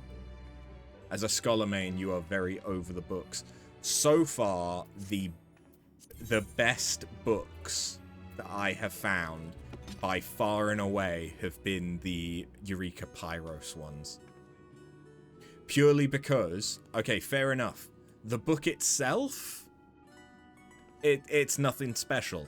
But this glow effect is significant enough that it looks awesome regardless. It doesn't matter what the book actually looks like. The glow effect is the awesome thing. And, you know, the fact that it's fiery and it's, you know, Bahamut dragon wings, it's great.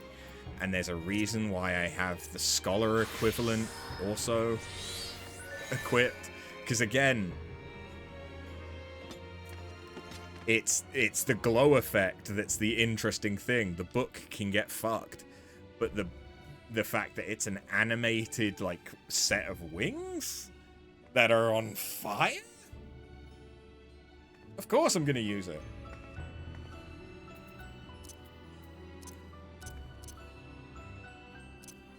But I do think it's gonna be very hard to beat the anima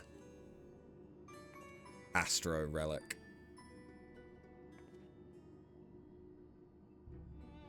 The current books are womp sad. It's always going to be the case that the thing that makes the books interesting will only ever be the glow effects, pretty much.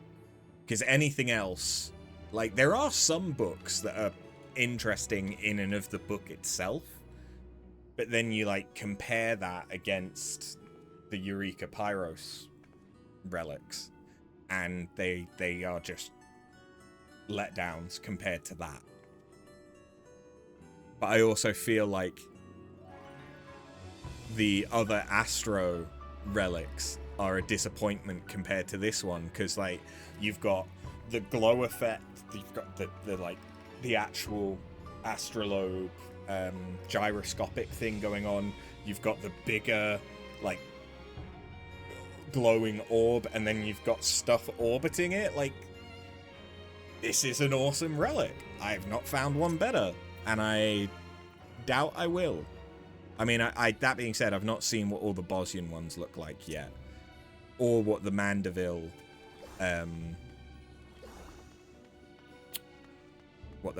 stuff looks like for healers. I don't think. Whereas like White Mage, I kind of like this. I do. But I also like Nirvana from A Realm Reborn. And I've not seen any of the Sage ones yet.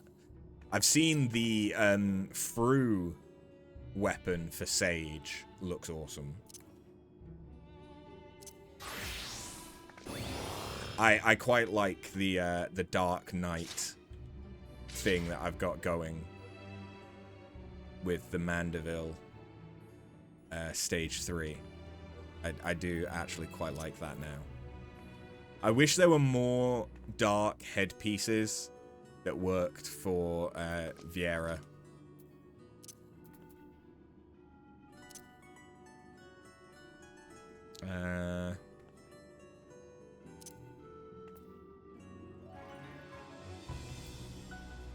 I'm not really that bothered about the Black Mage relics. Like, this is the Anima one, isn't the A Realm Reborn one, right? Yeah.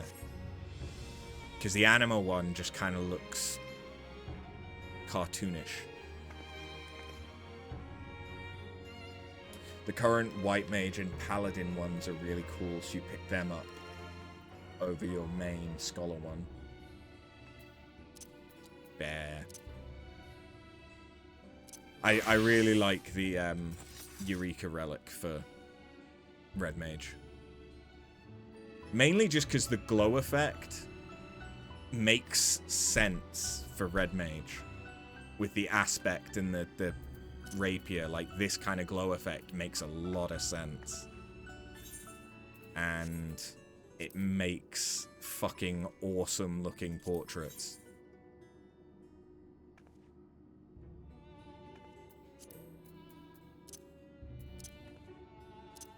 Monk, I think I've just got bare hands because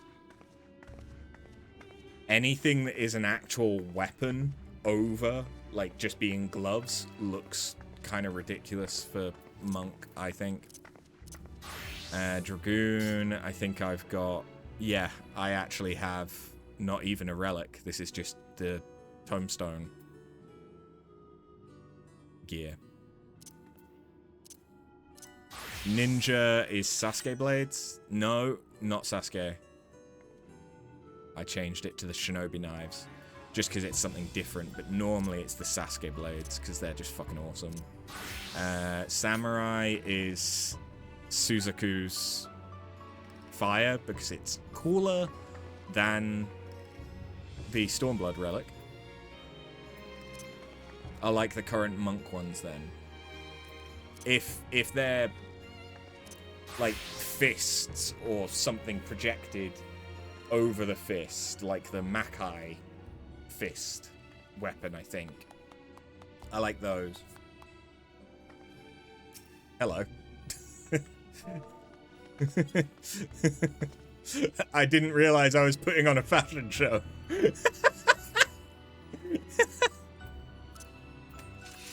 I haven't got a relic for Reaper yet. I haven't got a relic for Viper yet. Yeah, Bard I don't actually currently... That's just the Rasencar. Machinist is the Anima relic. Because again, like, as I wish I could change the color of that glow. But otherwise, that's a really cool relic. Dancer is just the I think it's the, yeah, Deep Shadow. It's not even a relic. But that's because I don't have the Bosnian relic for this yet.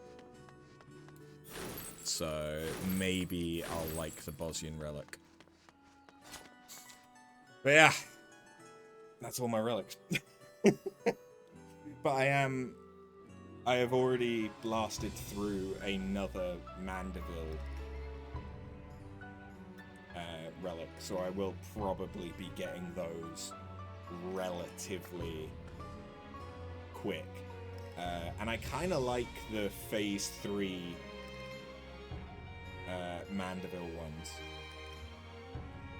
I don't hate the end stage glow effect, but because it looks futuristic, it doesn't necessarily... I see someone in the background. It doesn't necessarily work with your more like fantasy looking glams, whereas the stage 3 one tends to fit more with a fantasy aesthetic rather than going for a more modern aesthetic.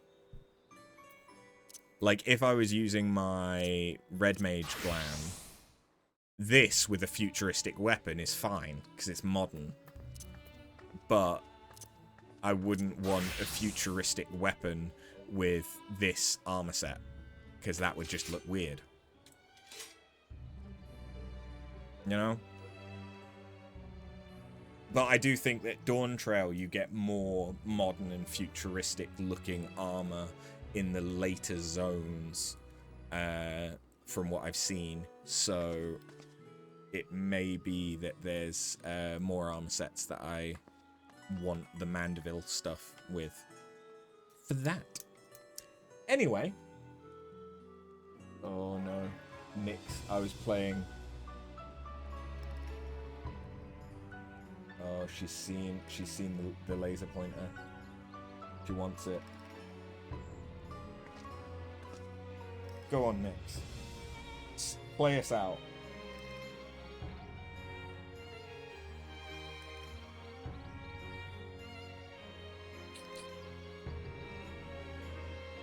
No.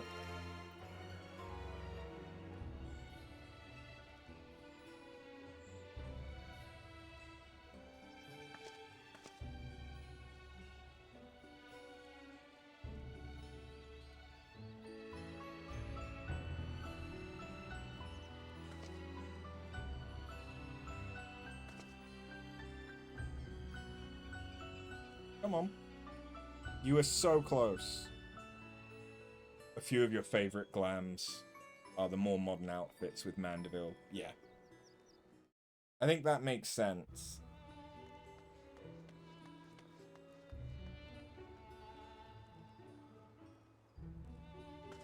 No, I don't think she's interested. I mean, she's watching it, but she's making no interest in trying to go for it again. I think she's ready for bed. Or at least I hope she is. She was very good last night and didn't wake me up at 4 AM, but normally she wakes me up at 4 AM, and it's fucking annoying. Anyway. By the looks of it, from the Discord poll that has barely had any votes, tomorrow we'll be doing Elden Ring Night Reign. And I will probably be playing that through until next Thursday, when we can pick up some more Final Fantasy, and then I don't know how long Night Reign is going to take us, but that will probably be my weekend game until we're done with it, and then we can come back, and by that point, I am hoping focus down Dawn Trail, so that I can jump into the Occult Crescent. If nothing else, I hope to get into the Occult Crescent before the next patch, which, you know, gives me a few months. Hey, baby. You okay? You gonna come up? No. No, you don't. Hmm? You probably don't trust me picking you up after I gave you the flea treatment. Oh.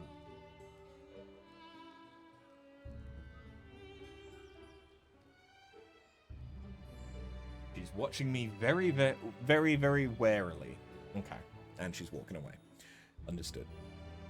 So yeah, that's probably what's going to be going on over the next couple of weeks.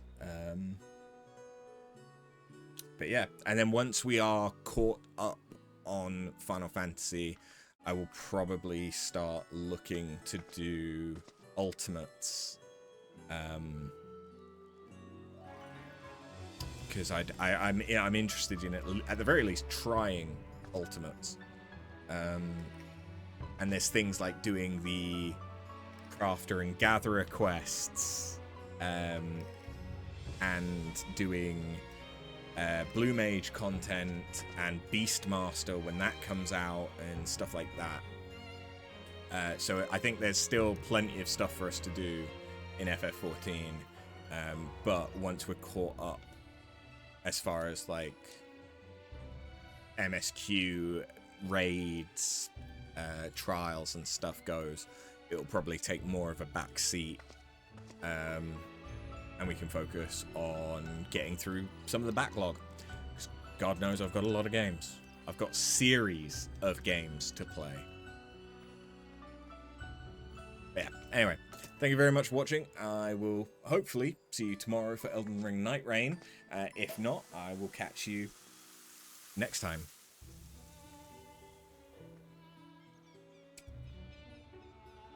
Okay. Have a good one. Later.